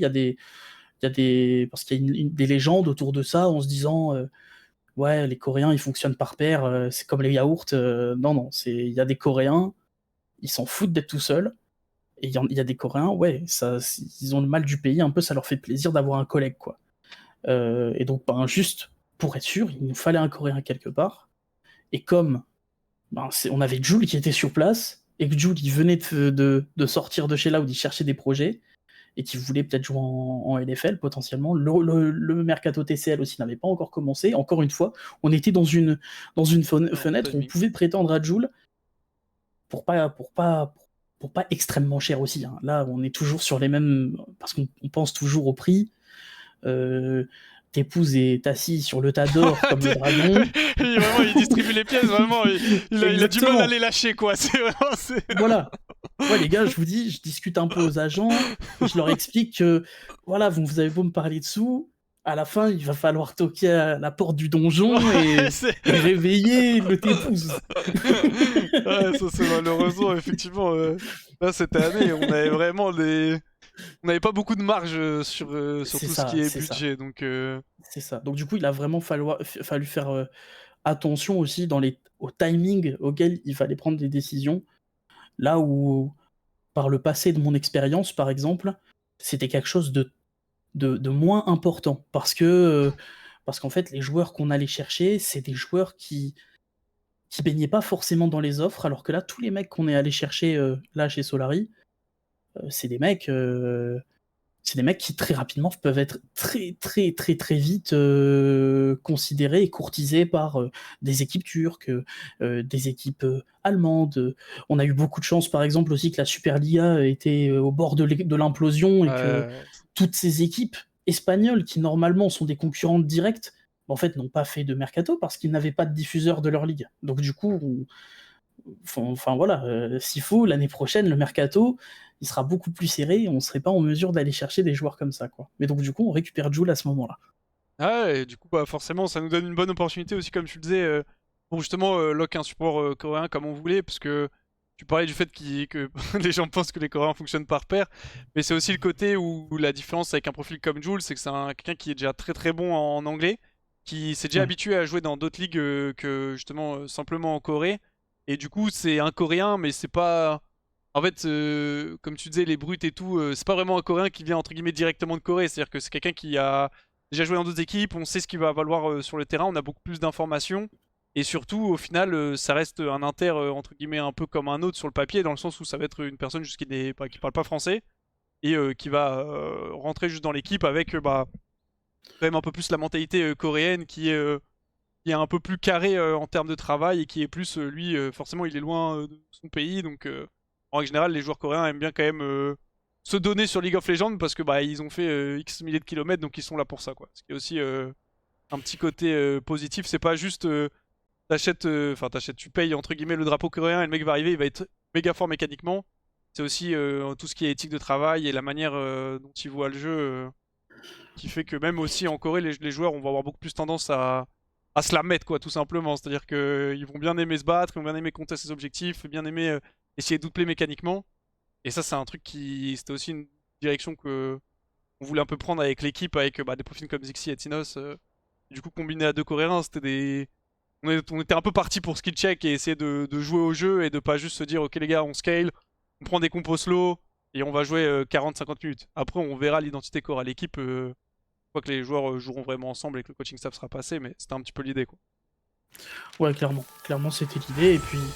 Et puis du coup, par exemple, s'il avait dû se passer quelque chose, enfin, s'il y a un événement serait arrivé pendant cette off-season, c'était pas à exclure, par exemple, que Jul soit le seul Coréen du groupe, quoi. Hmm. Si Oui, c'était jamais pas problématique non plus, ouais. c'était pas un problématique parce que en fait on voit pas on voit pas le poteau comme un Coréen. C'est un midliner pivot champion de TCL qui est parti se tester au Brésil. Au Brésil, c'était bof, mais en fait ils sont à une game d'un BO3 de se qualifier en playoff et après dès que t'es en playoff, tu sais pas Ouais, ce c'est qui peut se toujours passer. différent. Hein. Tu peux, à quelques games, Jul peut être un contender au Worlds. Hein. Son collègue Griffin est chez FlyQuest, c'est loud quand même. Ça reste un vrai club.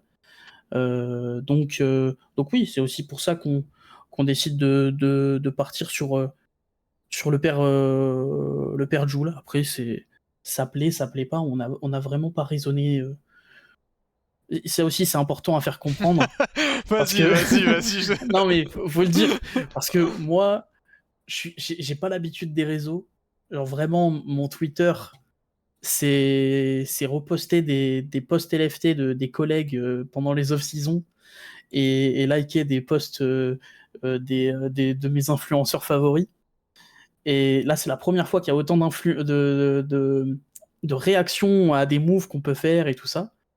Mais en fait, c'est hyper important de vous dire que l'avis des gens, on s'en branle, quoi, en fait. En fait, ça fait plaisir de voir qu'il y a des attentes et qu'il y a des choses vraiment qui feraient plaisir aux gens, mais c'est aussi notre boulot de rester focus sur les objectifs, les contraintes en interne que vous n'avez pas forcément, la vision du coaching staff, comment fonctionne le coaching staff en interne, et ensuite on prend ces décisions quoi, là, et ensuite ce qui se passe sur Twitter, c'est du contenu et on se régale, quoi. Ouais, exactement. C'est vraiment ça, quoi. Avec, comme tu disais, c'est super de voir justement tout l'engouement et tout, mais c'est sûr que le Ouais, pire truc qu'on peut faire, c'est prendre une décision que Twitter, entre guillemets, veut qu'on prenne, et pas une décision que le staff veut prendre et qui va dans la direction dans laquelle on veut aller. Donc c'est sûr que c'est toujours intéressant après de voir un petit peu. Moi, ça m'a fait rire quand justement on a commencé à jouer un petit peu, à teaser des trucs sur le mercato, de voir que les gens étaient en mode ça taguait des joueurs. D'ailleurs, je tenais aussi à m'excuser pour notamment Sane, hein, qui s'est fait beaucoup de tags en mode rejoins Solari et tout. Mais pour le coup, c'est pas du tout une critique envers vous, mais je me dis, des fois, tu te mets à la place des joueurs où tu sais, t'es pas considéré par l'équipe et t'as tous les fans qui te taguent en mode viens et tu vois, en mode c'est c'est pas moi qui veux pas, mais après, c'est aussi cool parce que ça crée de l'engouement et même ça aide aussi à faire signer des joueurs. C'est-à-dire que typiquement, t'as des joueurs que ça peut vraiment, quand ils voient qu'ils sont attendus et voulus par les fans, ça peut faire la différence entre le joueur signe pas et le joueur est en mode ok, il y a quelque chose qui se passe, je suis chaud, ça me botte et il va signer derrière. Donc continuez de faire ça, les gars. Mais ouais, gardez bien en tête que le choix final reste quand même au staff forcément et que bien sûr vous pouvez les contester et ne pas être d'accord. Et après, c'est au staff de montrer qu'ils bien ont eu sûr. raison sur les décisions. Non, bien sûr, bien sûr. Et puis manière, les gars, il a beau se passer plein de choses Si pendant la saison on se met à perdre, et ben je serai un gros loser, et si jamais on se met à gagner, Tu seras un génie. je serai le GOAT, quoi. C'est tout. C'est comme ça que ça fonctionne. C'est tout. Oui.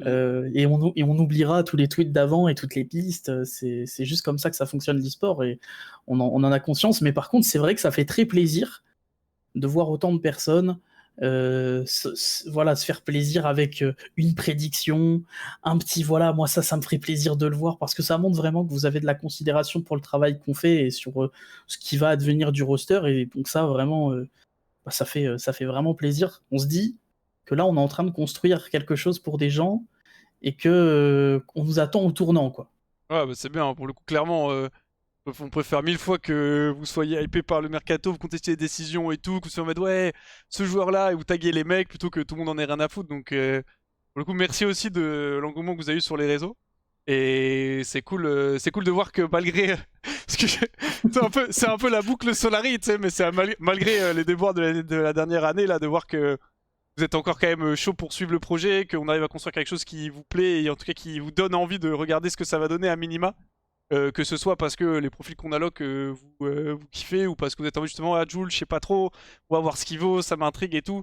C'est aussi notre taf mine de rien de vous donner un bon repas comme on dit, et ça peut être juste l'odeur qui est bonne ou le plat en lui-même, mais c'est un petit peu le plan. Donc ouais, clairement c'est cool de voir qu'il y a toujours de l'engouement pour ça, et espérons que cette année on puisse avoir une finition propre, qu'on puisse atteindre des bons objectifs. Alors pourquoi Blasios aime autant poster ses photos sur Twitter? C'est que ça me met trop bien à chaque fois. C'est un truc, tu peux RT juste avec une photo de toi. Non, ça me met trop bien. C'est parce que je suis une grosse attention wear, les gars. J'ai besoin qu'on me voit. Il faut qu'on me voit, les gars. Il faut que j'existe. Après, non, pas du tout. En vrai, indépendamment de ça, hein, désolé, je te coupe, mais c'est aussi. Non, t'inquiète. Je pense, de toute façon, moi j'avais prévu de faire. J'attends en fait, parce que le top laner n'a toujours pas été annoncé officiellement. Mais j'attends, et j'ai prévu de faire aussi un tuto, parce que les gars, la position de Blasio, c'est aussi un peu particulière, parce que lui, du coup, il va bosser avec nous, enfin, il bosse avec nous, et il est payé avec nous que pour le mercato. Et même si je pense que, voilà, forcément, t'as beaucoup d'affinité pour l'équipe et tu vas la suivre de près, et j'espère que tu Bien passeras aussi un petit peu dans l'année à Soleil. Comme je te dis, les locaux sont bien sûr toujours ouverts. Mais toi, bah, au final, les autres mois, t'es pas payé, quoi. Donc c'est aussi. C'est aussi important que. Tu vois, genre, je sais pas ce qui va se passer l'année prochaine ou quoi, mais imaginons à terme, c'est un truc qui se développe, que tu sois genre constructeur, scout d'équipe. Bah, c'est important que tu existes aussi sur les réseaux, que les gens savent que tu bosses dedans, qu'ils voient un peu ton travail, et potentiellement, bah, l'année prochaine, soit on rebosse ensemble, soit il y a une autre équipe qui te contacte et qui va dire ok, ouais, Blazos, il avait fait un bon roster à Solari, et c'est aussi comme ça que tu peux faire un peu ton bif et un peu ton trou, quoi. Ouais, ben ça, je le remarque en vrai, en toute transparence. Il y a déjà des gens qui m'ont contacté un petit peu. Moi, j'ai juste posté des photos à la base parce que j'avais des photos qui dormaient d'un médiadé sombre de Div 2 que j'ai pas pu utiliser. Donc, j'ai renta mes petites photos du médiadé très correctement. Donc ça m'a fait plaisir. Mais ouais, en fait, t'as raison. Moi, je suis pas du tout familier avec les réseaux. Je suis un peu un golem de plomb sur Twitter. Mais en fait, être là et juste montrer le travail que je fais dans l'ombre en fait depuis plus de 4 ans maintenant en réalité. Ben là, étonnamment, des personnes sont venues me voir pour me poser des questions, pour potentiellement travailler avec moi à l'avenir. Donc après, on va voir ce qui se passera. Moi, à côté, je suis en train de valider mon Bac+3, une licence pro en logistique approvisionnement. Donc c'est pour ça aussi que voilà, je travaille, je fais une petite pige pendant l'off-season, et que c'est pas trop un problème pour moi. C'est parce que j'ai un revenu à côté aussi. Et puis je suivrai le roster en tant que bon gros bénévole que je suis depuis 4 ans sans problème. Parce que j'ai mes collègues qui y sont, parce que j'imagine que j'aurai encore ma pierre à apporter à l'édifice pendant l'année, et puis on verra un peu comment ça se passe, quoi. Ouais, avec plaisir, surtout que c'était un peu particulier aussi, parce que même toi tu le disais, c'est la première fois qu'on te mandate pour ce genre de taf. Et du coup, forcément, t'arrives et bah, les premières discussions c'était ouais, du coup, combien est-ce que tu valuerais ton apport? Et ça va être bah, je sais pas trop. Et typiquement, ce genre de truc, ça permet aussi, tu vois, genre, imaginons, c'est tout le malheur, bien sûr, que je nous souhaite. Imaginons que l'année se passe extrêmement bien, on performe bien et tout. et tout est clean, bah forcément l'année d'après, toi tu peux potentiellement être en mode bah, j'ai fait ça avec Solaris, c'est très bien passé. Donc t'as un peu plus d'idées sur aussi à quel point ça va te demander du temps, de l'investissement, ce genre de choses. Donc ouais, c'est cool, moi C'est tout ça. ce que je te souhaite c'est que bah en fonction de ce que tu veux faire bien sûr, mais qu'en tout cas tu sois courtisé l'année prochaine parce que pour éventuellement bosser pour d'autres équipes ou que tu bosses encore avec nous, mais qu'on puisse te payer plus cher parce qu'on aura peut-être plus d'argent. Je croise les doigts. Ça, on verra. C'est encore Ouais, très lointain parce qu'il peut encore se passer plein de choses dans l'e-sprot. exactement. Bon, pour Du coup, le ouais, roster. ouais, recentrons. Du coup, on était à Joule. Donc, on a Zixi, on a le coaching staff, donc Dan et Jiné. Zixi récupéré, Aetinos. Joule, du coup, on en a pas mal parlé. Et après, derrière, voilà, il nous reste le support et le top. Ah ouais, banger move là. Ouais. Banger move. Hâte de voir ce que ça Ouais, me c'est- Ah, donnera. banger move là. Je vous souhaite Banger le move. meilleur. Bon, vous aurez compris, je commence à en parler, Wax. Hein. Vas-y. Hein. Vous aurez compris, on était là tapis dans l'ombre, dans l'ombre pendant un long mois et demi à attendre, à envoyer des bonnes nuits et des comment ça va aujourd'hui à des agents comme des fous névrosés. Et là arrive un week-end où on est en train de comprendre que c'est en train de se c'est en train de se débloquer quoi.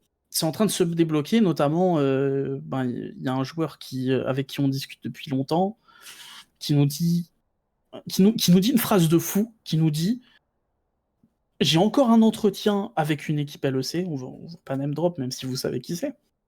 La semaine prochaine, ou je sais même pas si c'est la semaine prochaine, c'est dans 10 jours. Et donc du coup on se dit ok, 10 jours c'est long, mais tu vois on est prêt potentiellement à te prendre, de mettre une clause LEC, comme ça après lors de ton entretien à 10 jours tu sais si t'es pris ou non, et puis on est prêt à te laisser partir quoi s'il faut, tu vois. Sauf que là le gars nous dit ah mais non mais moi dans 10 jours j'ai un entretien, mais je sais pas si c'est le dernier. Donc là j'ai un peu l'impression qu'on est en train de me baiser dans mon cul. Et donc avec le staff on se dit bon bah on va partir sur notre piste. Donc on leur dit ben voilà on va partir sur notre piste, ciao. Et en fait je crois que c'est 2-3 jours après, en fait tout est en train de se débloquer à une vitesse incroyable. Alors moi je suis victime d'un drame familial en plus au même timing, donc un peu envie de crever. Et là énorme respect au staff, énorme respect à Uko, énorme respect à Jiné, à Dani, parce que pendant toute cette période j'ai beaucoup centralisé d'informations, à parler aux agents, à vraiment tenir au courant tout le monde de ce qui est en train de se passer et tout. Et là j'arrive à un moment où je vais devoir me retirer les gars, en fait j'ai pas d'autre choix. Là il va falloir que vous fassiez avec moi. Et en fait 1 jour et demi à l'échelle de l'off-season, surtout dans le timing où on est, genre 30 heures, c'est un truc de baiser en fait ce qui se passe en 30 heures. C'est de la folie. Et donc en fait j'ai mon staff qui sont là et qui sont témoins de la situation qui est en train de se débloquer, et contre toute attente, alors que personne ne s'y attendait, il semblerait que ce soit Pierrot qui soit disponible. Et Pierrot, son agent, ça se passe très très bien avec lui. On est censé être la piste, sa piste prioritaire si c'est pas le cas. Sauf qu'entre-temps, nous, on a commit sur Joule aussi, on a fait des moves, et donc nous, on était chaud pour commit sur Pierrot, vraiment en y mettant un billet, en disant voilà, c'est Pierrot, tac, on met un billet. Sauf que le problème, c'est qu'on a fait des mouvements entre-temps, et donc le billet, Ouais, il a diminué. il fait un peu moins de bruit quand il tombe sur la table. Vous avez pris le billet, c'est un petit peu moins stylé. Et là, énorme respect à Dani, à Jiné, ils ont discuté longtemps avec Pierrot, ils ont expliqué le projet en fond en comble, et en fait très rapidement Pierrot s'est dit qu'il fallait absolument que je retourne en LFL, c'est ma ligue, le projet il est stylé, je vais être en présentiel, donc nickel. Et en fait très rapidement l'agent dit Pierrot il faut qu'il retourne en LFL, la fanbase l'attend en LFL. On négocie un prix de buyout pas trop cher non plus, parce que voilà, Pierrot à tout moment les gars il finit pas l'année chez nous. Ouais, ça c'est possible. Si jamais vous voyez qu'il part, dites-vous que ce sera pas des 200K qui sera payé pour le buyout. Ben oui. Non, ça sera un buyout humain quoi, qui permettra de tanker son salaire. Mais donc du coup, Pierrot est là et ça se règle. Moi, littéralement, je rentre des obsèques, et on me dit, ben, Pierrot est dans la boutique. Et ça quand ça fait 1 mois et demi que t'es là en train de Ouais, t'es en gérer, que ça attente. avance à 2 à l'heure, parce qu'en LEC, ils sont là en train de se toucher pendant que toi t'es à fond, et que ça avance pas, et que t'es frustré. Là, t'arrives, en plus, moment difficile, et que ton staff te dit, on a réussi à deal Pierrot, en plus au montant auquel on s'était mis d'accord et tout. Ouais, c'était. Moi, C'est magnifique. j'avoue, quand j'ai vu le message avec le montant et qu'on était en mode. Juste à parler un peu, comme tu disais, d'avoir un buyout pas trop élevé, parce que justement, pour ceux qui demandent un petit peu, le buyout c'est quoi? C'est si jamais, imaginons, bah. Quand, par exemple, après le winter ou pendant le spring ou entre les splits, whatever, une équipe LEC qui est intéressée par un de nos joueurs, bah forcément, il faut, si elle veut le récupérer, payer enfin, le prix qu'on s'est fixé dans le contrat. Après, c'est toujours négociable, bien sûr. Et du coup, ça permet d'éviter que juste t'es dans ta saison, t'as une équipe LEC qui arrive, elle te prend ton joueur, elle dit merci, elle s'en va. Et que, du coup, juste toi, tu te retrouves baisé sans joueur et que t'as aucune compensation. C'est ça. Donc ça, c'est aussi important. Et les gens demandaient est-ce que Cassé a fait un prix pour Pierrot. Pierrot était en fin de contrat, du coup, il y avait pas de notion de buyout du côté de Cassé, étant donné que les contrats se terminaient sur l'année. Mais c'est vrai que ouais, pour en revenir à Pierrot, c'était vraiment la très très bonne surprise. La très très bonne chose, surtout qu'au final, quand ça a commencé à vraiment avancer, ça s'est fait quand même assez vite. Et d'ailleurs, merci aussi à Exa qui a dit bah, qu'il avait conseillé à Pierrot de rejoindre Solari, parce que on s'y sait que l'org est très clean et que je pense que j'avoue que dans l'écosystème, on est vraiment une bonne structure pour des joueurs comme Pierrot éventuellement, parce qu'on a toujours pris grand soin de nos joueurs, on n'a jamais eu de soucis de ce côté-là, donc c'est très cool, mais j'avoue que le jour même où c'était en mode ok les gars, il y a Pierrot, le montant c'est tant, le buyout entre guillemets c'est tant, est-ce qu'on valide? J'étais en mode let's go. Le pur plaisir. Ouais, c'était de la folie. C'était de la folie en vrai. Ce jour-là, c'était fou. Et non, du coup, je n'ai pas scout Pierrot. Non. Ah oui. Non, l'emoji Big Brain, c'était plus pour le move en lui-même que le fait d'avoir scout Pierrot parce qu'attends, il vient de remporter les EU Masters. Comment Ah, ça, le scout of all time ah oui, XD. ah oui, Non, bah, bien c'est- sûr, bien sûr que je l'ai pas scout, les frères, mais c'est un super move. Ouais. Je pense que tu dis au staff de KCB en début de mercato, vous rempilez avec Yukino Pierrot et ensuite vous mettez vos rookies que vous voulez développer. Ouais. Je pense qu'il signe en bas à droite tous les jours. Mais je pense que tout le monde s'attendait tellement à voir Pierrot monter en LEC, ou retourner en LCKCL, ou aller en LCS, enfin, en tout cas se barrer, que, en fait, avoir eu la patience d'attendre, en se disant qu'on allait être le projet qui allait pouvoir courtiser ce joueur-là, bah c'est là, c'est ce move-là, en fait, qui a salué et qui, franchement, fait plaisir, tu vois. Ah, clairement. Parce que c'est pas non plus comme si on avait été dans un attentisme complet, on a avancé sur le projet. Voilà, on a pris nos joueurs, on a commit sur Zixi, ensuite il y a eu Aetinos, ensuite on a pris Joule, voilà, on a pris Joule, et ensuite ben, Pierrot a été convaincu parce qu'on avait construit entre temps aussi, hein. C'est ça la vérité. Ça veut dire qu'on a fait du bon travail, on a pu patienter tout en restant dans une range convaincante pour les joueurs qui étaient des prospects LEC, LCS, quoi. Ouais. Donc, Sachant que forcément, il n'y avait pas la place pour tout le monde. Après, tu sais jamais trop ce qui va se passer, mais en tout cas, en LEC, c'est sûr qu'il n'y avait pas la place pour tout le monde. Donc, c'est pour ça aussi qu'on a pu se permettre d'attendre un peu plus longtemps, parce qu'on se disait, bah, il y a X-Profil qui nous intéresse. Il y a des grandes chances qu'il y en ait un qui soit lock en LEC, et du coup, l'autre, il y a des grandes chances c'est qu'il ça. vienne chez nous. Et on a eu la chance bah, d'avoir le meilleur des profils. Enfin, selon moi, après, voilà, ça, forcément débattre. Mais en tout cas, c'est sûr qu'en termes de priorité. J'étais vraiment priorité numéro 1 sur Pierrot et c'était celle que je m'attendais le moins donc pour Bon, le bah, coup écoute, parfois on très... prend. Ouais. On s'est fait baiser plus d'une fois Ouais, aussi, c'est Dax, vrai, c'est hein. On vrai. s'est fait baiser plus d'une C'est fois. c'est vrai que c'est les fameuses phrases. Peut-être c'est sur Clary en Mercato, c'est les fameuses phrases. Ouais, cette propale, je dis oui. T'es en mode, tu fais la propale, et c'est en mode, on n'a pas de réponse. Je suis en mode, mais je comprends pas, parce que là, normalement, il avait dit que si on faisait cette propale, c'était bon. Et puis t'as le lendemain, Ah ah ouais, ouais, non. mais non, mais en fait, il y a telle équipe qui a proposé tant. T'es en mode, bon, ok, Ah ouais, bah oui. pas de problème. C'est de la folie. Il y a eu des moments où on a voulu se battre avec nos petits points. Ah ouais, non, c'est pas. Et Ah, c'est rire. Ah, il y a des trucs qu'on peut forcément pas dire, parce que dès qu'on parle d'argent, c'est un petit peu compliqué, mais oui, c'est. J'avoue que c'est Ouais, vraiment le voilà. moment où tu sais, tu remets un petit billet sur la table, t'es en mode tiens, regarde, et t'as l'autre qui arrive avec la mallette. Ah, vous avez remis un billet là. Bon, Le gars arrive en Ouais, Lamborghini. Oh là là. c'est exactement ça, ouais.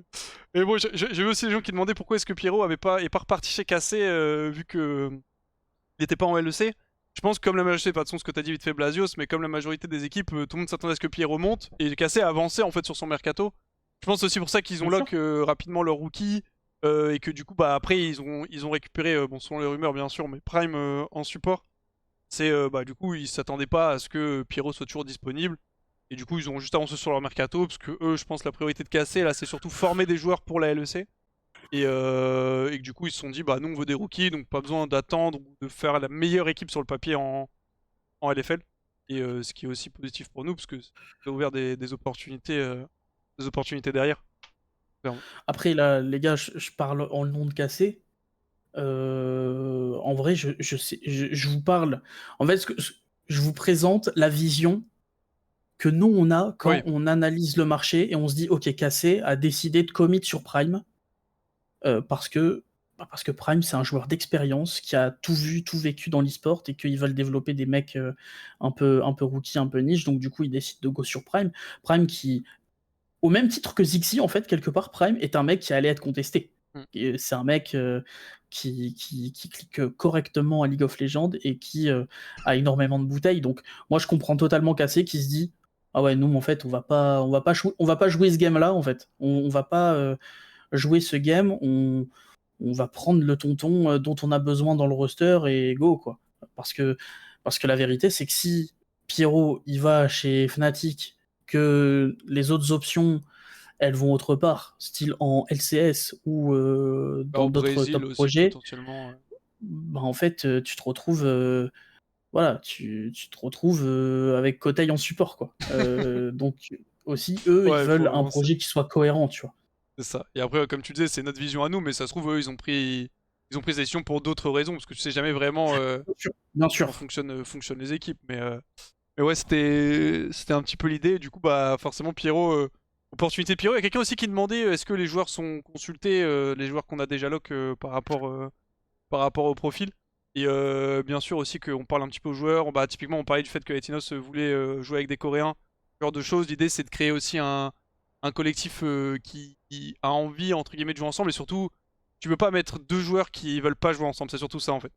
Donc forcément, tu vas aller voir un petit peu en fonction des avis des différents joueurs déjà lock. Ouais, en réalité, ça aussi, c'est quelque chose qui est assez bien. C'est que les joueurs qu'on alloque tôt, donc Haïti et Zixi, c'est des mecs qui avaient des préférences, mais qui aussi de manière générale font confiance au taf. Sont en mode, ok, bon, si vous nous dites que c'est vraiment ce Guy, eh ben, donne-moi des VOD. Donne-moi des VOD, donne-moi son Discord, je vais essayer de discuter avec lui, comprendre, lui poser des questions. Ils sont pas sur des. Ils font pas la tête un petit peu de quand tu manges des choux de Bruxelles. Tu vois, ils sont pas en mode non, j'ai pas envie de jouer avec ce trimar en fait. Ils te font pas ressentir ça. Et ça, c'est très agréable parce que parce que parfois il y a des joueurs qui ont des idées très arrêtées sur les choses et c'est très difficile Ouais, de construire quoi. C'est aussi une réalité et on a eu de la chance parce que ça c'est un truc qu'on peut pas trop prévoir. En vrai quand on part avec ces mecs, mais sinon ouais tous les profils tous ont été présentés aux joueurs pour leur expliquer notre vision et à aucun moment, en fait, quelqu'un s'est assis sur la banquette arrière et s'est dit, bon, bah, les frérots vont me construire un projet, il n'y a pas de problème, j'ai rien à craindre.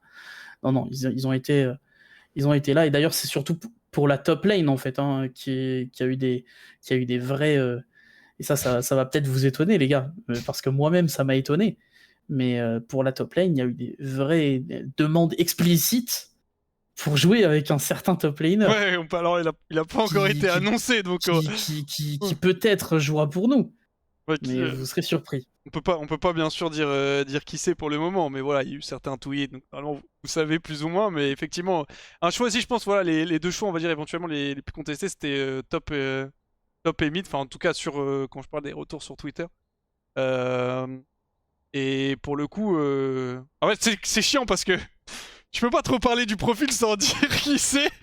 Non, mais bien sûr que c'est chiant. Mais Là, je t'ai après, envoyé dans la sauce, je suis non, non, désolé. non, pas de souci. Mais du coup, clairement, on avait plusieurs profils, notamment pour le top, des profils qu'on courtisait depuis un moment. Et en fait, en gros, on avait globalement une liste de, forcément, comme d'habitude, à tous les rôles, de profils qu'on aimerait le plus, des profils qu'on attend potentiellement.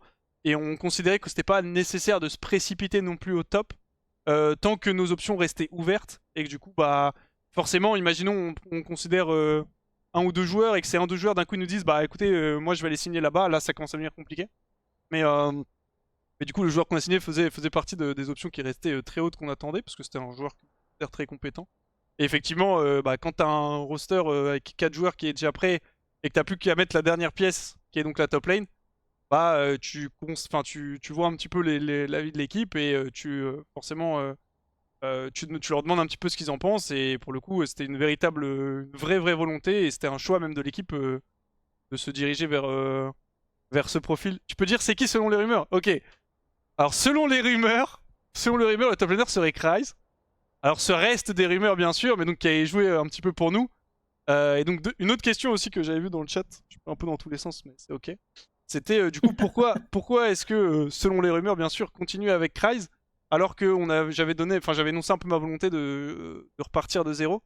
Moi typiquement, et j'en ai parlé aussi un petit peu à DK durant l'année enfin, pendant le mercato, parce que DK est aussi venu me voir en me disant que bah, lui il avait beaucoup aimé son année à Solari et savoir un petit peu qu'est-ce qu'on avait prévu pour l'année d'après. Et ce que je lui ai dit, c'est que moi j'avais pas du tout de souci à garder des joueurs de la line-up parce que je considère que individuellement ils sont tous très bons. Juste je considère qu'à 5 ils fonctionnent pas ensemble.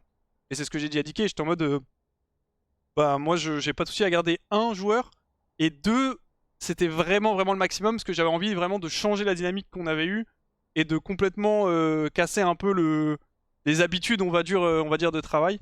Mais sur les 5 profils, j'avais aucun souci à re-signer n'importe lequel des 5 tant que on re-signait pas les 5 ensemble, tu vois.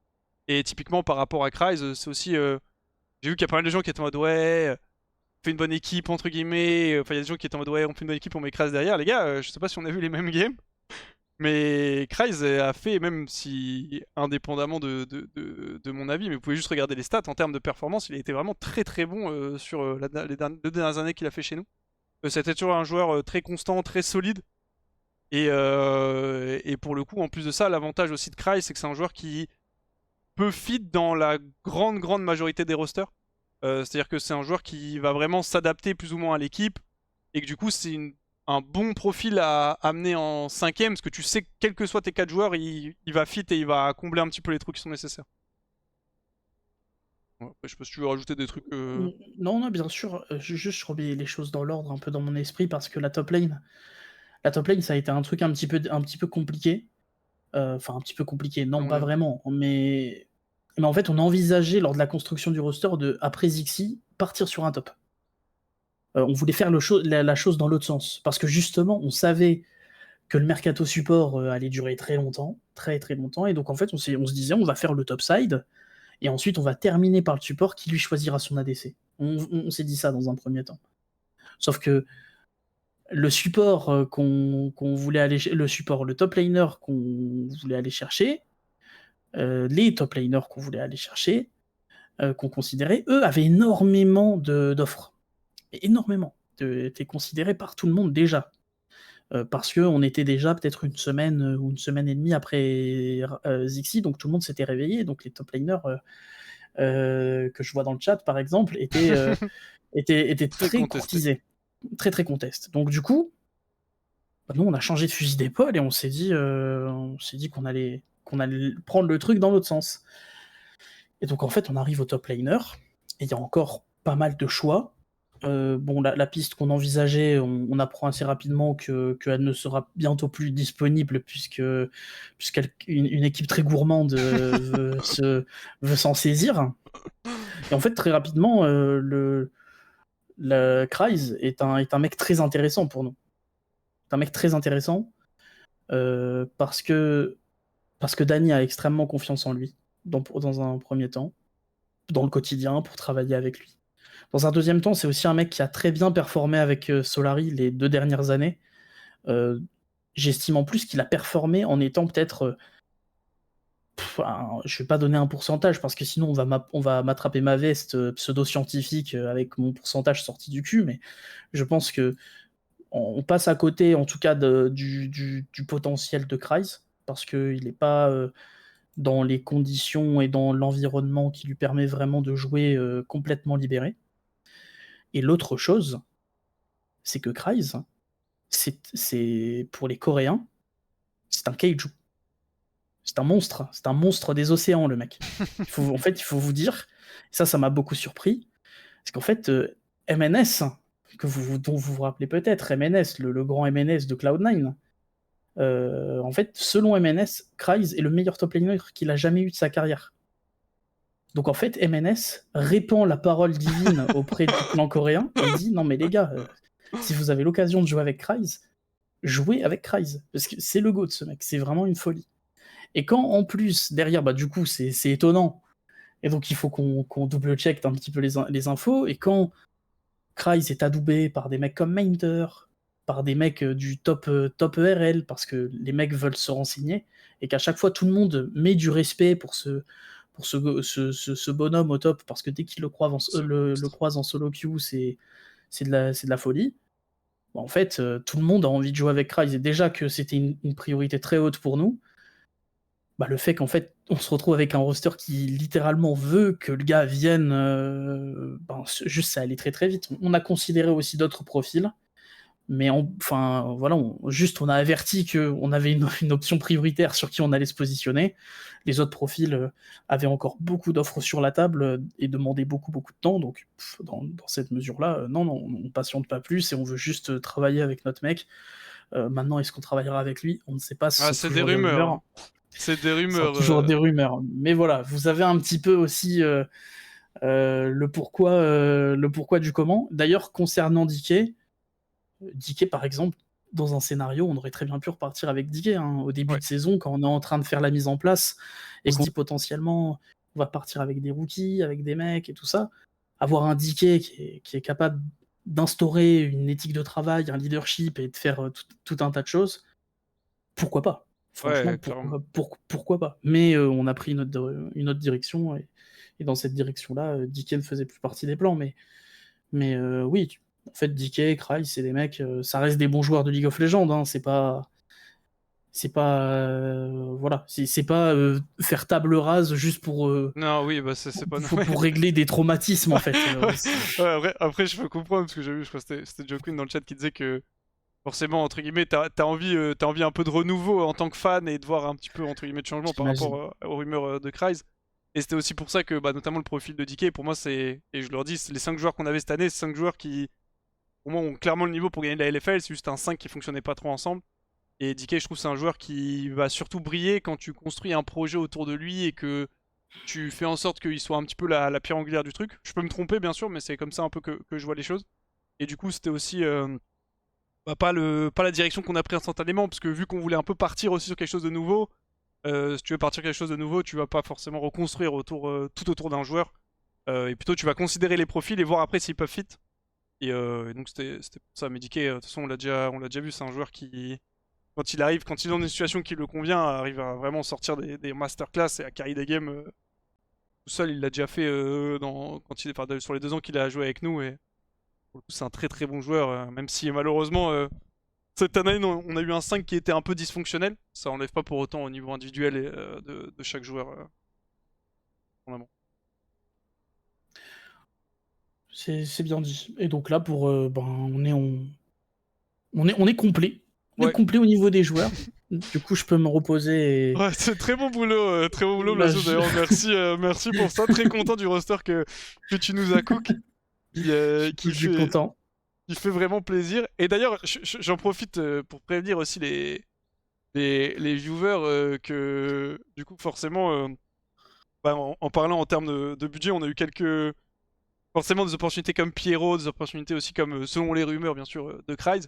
Et que parfois on a dû dépasser un petit peu le budget. Et du coup, il y aura très probablement, même c'est sûr à 100%, durant l'année, 1 ou 2 OP fait sur mon live qui seront nécessaires pour payer le salaire de tout le monde. Parce que malheureusement, on a eu des moments où il fallait prendre un peu plus d'argent. On avait plus d'argent. Donc j'étais en mode pas de soucis. Je ferai 1 ou 2 OP entre guillemets, voilà, qui partiront pour le salaire de la LFL. Donc voilà, préparez-vous si un jour vous popez sur le stream, vous voyez en train de faire une OP sur un jeu un peu bizarre. Dites-vous que ce sera pour les joueurs, le salaire des joueurs, voilà. Comme ça, vous savez, je vous préviens directement. Ça, c'est vrai que c'était la carte chance de fou.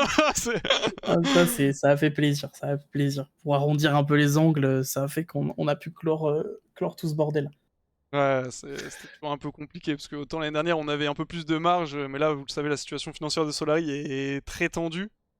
Donc Ouais. on peut pas se permettre malheureusement de piocher un peu dans les caisses, parce que les caisses non seulement sont vides mais en plus ont un peu de dette. Donc là ça fallait vraiment réussir à centrer autant qu'on pouvait le budget. Et d'ailleurs je vois, faut peut-être se bouger sur la recherche de sponsors. Bah Snero, je pense que tu t'en doutes, mais ça fait plusieurs mois qu'on bosse que sur ça, hein. C'est juste que malheureusement, dans la vie, c'est pas parce que tu veux quelque chose que tu l'as forcément, mais. Je sais pas. Ne t'inquiète pas, on n'est pas là juste avec le même This is fine. Tout brûle, on est tranquillement assis en train de boire notre tasse. Ça fait plusieurs mois qu'on cherche activement des sponsors. Et après, c'est comme tout, quand il y a des changements un petit peu. Des fois, tu vois, t'as des plans qui sont prévus, des changements éventuellement, des sponsors qui bougent, ce genre de choses, mais on est en recherche active. Et vous aurez peut-être des nouvelles bientôt par rapport à ça si les choses se passent bien. On l'espère. D'ailleurs, si vous avez du coup des questions aussi par rapport au roster en global, que ce soit pour Blasios, pour moi, pour le staff aussi, n'hésitez pas. C'est un peu le moment où voilà, on peut un peu plus répondre à tout. S'il y a des trucs qui vous Ouais, semblaient bien pas sûr. clairs. Bien sûr, s'il y a des questions, on va en prendre quelques-unes. Et puis moi, je sais pas encore ce que je vais faire. Peut-être que je me mettrai à lancer Ah des lives de temps en temps. oui, Je sais c'est pas vrai, toi encore. tu voulais faire un stream aussi, non? Pour parler un peu Je plus sais ou... pas. Je sais pas encore. Peut-être que je suis en discussion peut-être avec des collègues pour un podcast. Peut-être pas. Je sais pas encore. En tout cas, il y a peut-être un monde où on risque de voir encore ma petite frimousse. Mais ouais, moi, ça me chaufferait bien même de lancer des petits lives un peu à l'ancienne pour discuter avec tout le monde. Donc, OMG. rien que de discuter du mercato de On manière prime pour générale, des mettre du autres beurre sur équipes, les épinards de l'équipe. voilà, savoir un petit peu ce qui se passe et faire un peu des pré-shots de ah ouais, ce move-là, comment il a pu se passer pour essayer aussi de faire comprendre comment un mercato ça peut se dérouler parfois. Je pense que c'est du contenu qu'on voit pas trop. Donc pourquoi pas en fait, hein. Je me dis ça là, je m'improvise streamer influenceur Non alors mais que je tu fais bien. suis. C'est quoi ton Twitch un petit peu? Là, imaginons je suis sur le live, je me dis putain ça m'intéresse, je vais mettre un petit follow histoire de voir quand il y a un live qui pop. Moi je pense que Blasios, je dois avoir une chaîne Blasios, hein. Je dois avoir une chaîne Blasios. Oui, ça date ce dernier stream, hein. Ouais, non, je suis un mec patient. Je suis un mec un peu patient. Mais du coup, n'hésite pas, même à un Euh, moment, si tu lances un petit stream, tu envoies un petit message, comme ça je te RT ouais, sur Twitter si je je le vois t'enverrai pas, ça. et pour les viewers qui ont envie d'en avoir un peu plus, Ouais, bien enfin, sûr. de savoir un peu plus ce qui puisse passer. Et Mais de du coup, manière générale, sinon je communique tout sur Twitter et pour le coup, mon Twitter, les gens peut-être le connaissent. Je peux le drop dans le chat ou pas? bien C'est sûr, comme ça, vas-y, n'hésitez pas. j'envoie mon petit Twitter si Ouais, jamais voilà, vous comme ça, voulez vous avez y parfait, vous passer. avez le Twitter et en même temps, juste Blasios, le Twitch. Vous pouvez lâcher un petit follow Sur la, aussi il sur le y a Twitter que moi. et sur Twitch pour être au courant des prochains streams et des futurs streams. Et les gens qui Les demandaient, futurs hein, streams. qui demandaient aussi justement pourquoi est-ce qu'on peut pas encore annoncer le top, tout simplement parce que le contrat a pas encore été signé officiellement. Là, on a un verbal. Et donc, comme à chaque fois que tu as un verbal, faut l'accord un peu de l'agent du joueur pour accepter de communiquer en fonction. Il y en a qui veulent bien. Comme c'est fait avec Pierrot où le mec nous a dit direct on a le verbal, c'est bon, vous pouvez y aller. Et donc, on a pu Pour le dépasser salaire de Woulou. Pierrot. Ou il y a d'autres où ils ont envie d'attendre un petit peu plus. Ça, c'était un move de fou aussi. Ouais, c'est que j'étais là à Solari, j'étais en mode ok, est-ce que je vais pouvoir annoncer Pierrot et tout avant Woulou, et t'as tes pouces qui me fait bah je suis pas sûr parce que souvent les agents de joueurs coréens ils préfèrent attendre que le contrat soit signé et tout. Ah merci Maggie qui offre ça à Blasios le monstre. Et du coup après tes pouces t'es en mode ok c'est bon, il est ok, vas-y lance ton stream maintenant tout de suite avant que Woulou tweet. Du coup j'ai vite lancé le live, vite annoncé. Euh, et, Ouais, ça avait été des bêtes en vrai, hein. La ouais. réactivité, c'était fou. Ouais, ça va bien. En même temps, il faut savoir profiter des opportunités. Pendant que le mouton était en train de dormir. Fallait être efficace. Il y a quelqu'un aussi qui demandait par rapport au budget, pourquoi est-ce qu'on a dû le dépasser et comment on a pris la décision de le dépasser. En fait, Blazos en parlait un petit peu, le mercato c'est beaucoup beaucoup d'opportunités. Et du coup forcément quand on a un budget aussi serré, tu vas toujours jouer un petit peu sur, bah si tu vas, imaginons tu veux sécuriser un mid laner ou un support plus intéressant, bah tu vas payer un peu plus, mais du coup faudra réduire sur d'autres rôles. Ce qui fait que bah t'es obligé de prendre des choix. Et typiquement l'opportunité, bah, par exemple de Pierrot, fait qu'on s'attendait pas à avoir un profil aussi intéressant. Et donc quand il passe, il faut envoyer pour s'assurer que tu puisses récupérer le train et le passage. Et du coup, bah forcément, ça va jouer sur le reste. On avait parlé aussi, mais tu vois, imaginons, tu t'attends bah, à tel profil de support. Au final, tu as un meilleur profil qui arrive. Forcément, il va coûter un peu plus cher.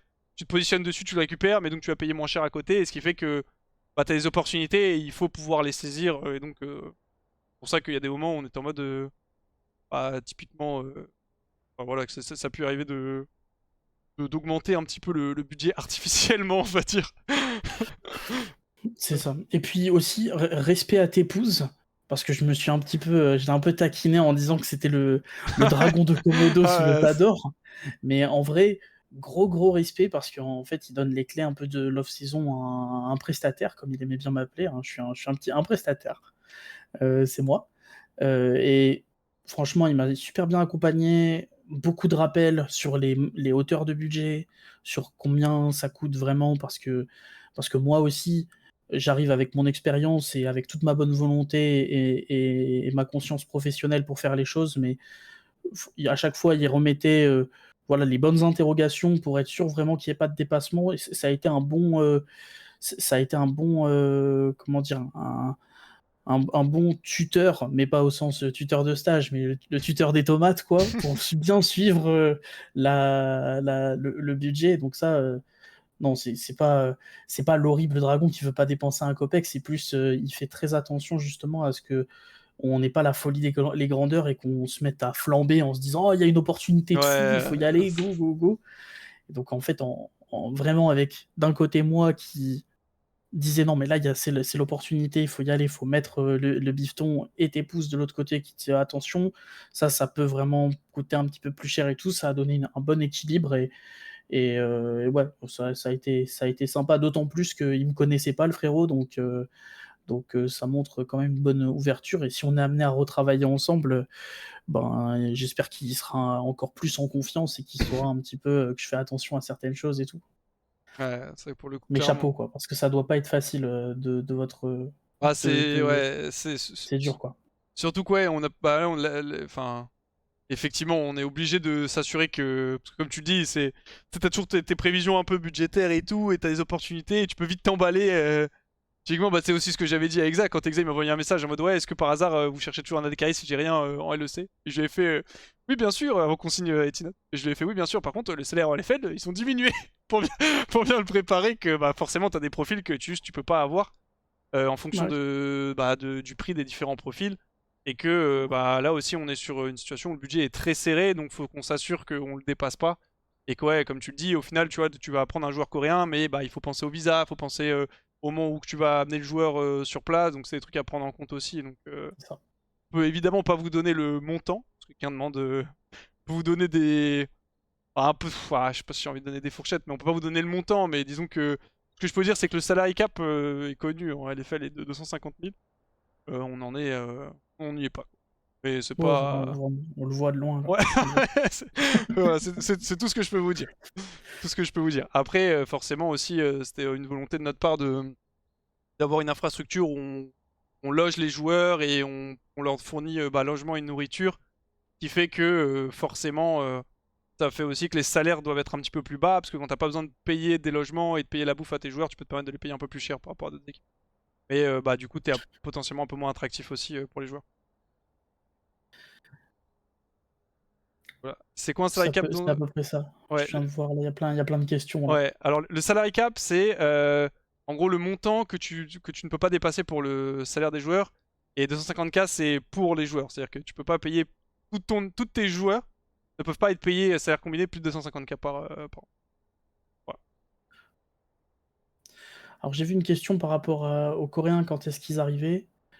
C'est en discussion pour l'instant, justement. Hugo, le collègue qui sera sur place et que vous verrez sûrement dans divers vlogs ou d'autres contenus qui Tu vas seront arriver là. réalisés, il est en train justement de régler tous les papiers administratifs pour pouvoir faire venir les gars, que ça soit de Corée mais aussi de Turquie. Et puis ensuite, voilà, les mecs risquent d'arriver entre fin décembre et début janvier, j'imagine, quelque chose comme ça, vu que le championnat commencera aux alentours de mi-janvier. Donc voilà un petit peu comme ça. Et du coup, quand commenceront les entraînements? Les entraînements commenceront mi-janvier. Donc du coup, sur le papier, on aura moins d'entraînements que les Ouais, on va autres, mais arriver un un peu peu en retard. de la même manière que ici Japon, par exemple, l'année dernière, ont attendu un samedi et Oling arrivait très très tard et on scrim 2 semaines, sont arrivés dans le championnat et ont performé comme on sait qu'ils ont performé. Donc c'est pas Oui, on aura effectivement un peu de c'est retard pas variable, quoi. pour le début, mais ouais, comme tu dis, c'est pas forcément pour autant que ça va être positif ou négatif sur les résultats, ça on verra. C'est sûr qu'il y a des équipes qui vont pouvoir, bah, quand t'as des joueurs européens, tu peux te permettre de commencer les trainings à distance. Et malheureusement, là, tu ne peux pas jouer depuis la Corée, étant donné qu'il y a 200 ms à peu près. C'est un peu trop compliqué Ouais, de c'est ça. commencer les scrims. Ah. Ah oui, là c'est important. Qui aura le rôle de capitaine? Bon alors, les gars, ça c'est hyper important. Il faut arrêter avec le capitaine, les gars, parce que il y a pas de brassard sur le terrain, il y a pas Zidane, il y a pas, c'est pas le football. En fait, il y a pas de capitaine, ça existe pas ça, le capitaine. Tout ce que ça fait, c'est mettre de la pression supplémentaire sur un mec qui va se sentir d'une mission divine et d'une responsabilité par rapport au roster. Et si le gars il a pas ce qu'il faut, ben bizarre l'ambiance.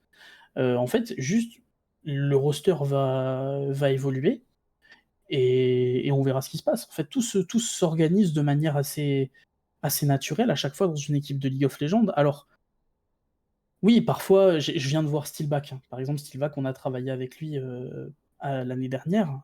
Le gars, il a une expérience, s'il te plaît. Il a été au NA, Il a joué les Worlds. il a joué avec Fnatic, il a fait les Worlds. En fait, déjà, notre top laner, Nilé, c'était un fan de Steelback à l'époque. Donc, du coup, forcément, il y a un rapport étrange. Il y a un rapport étrange dans le roster. Mais est-ce que Steelback était vraiment un capitaine? Eh ben, il y a des moments où oui, et il y a des moments où non, parce que Steelback, c'est une force tranquille aussi. C'est quelqu'un qui est là pour inspirer les mecs, et c'est pas un mec qui va taper sur la table pour dire les gars, il faut qu'on arrête d'être des brels. Ça, ça ne se contrôle pas. Donc en fait, mettre une étiquette de capitaine, la première question que je me pose, c'est pourquoi faire, à part pour un storytelling. Mais le problème, c'est que ça peut mettre mal à l'aise un peu un joueur, ça c'est une réalité. Et, et là, dans l'état actuel des choses, les joueurs n'ont pas encore cliqué ensemble, donc du Ouais. coup, on sait pas trop, mais en fait, je pourrais très bien vous dire, ça va être Jul, parce que Jul, en fait, il va courir dans la jungle pour aller trouver le jungle adverse et lui, voilà, et le démolir. Tout comme je pourrais vous dire que Aetinos, au vu de son caractère très exubérant, c'est un mec qui aime prendre de la place, Aetinos, c'est un petit roquet, quoi. Bah, il pourrait très bien voilà, prendre cette confiance-là et devenir le leader technique et le gars qui va shotcall tous les teamfights et voilà, protégez-moi, je vais vous carry ce teamfight en fait.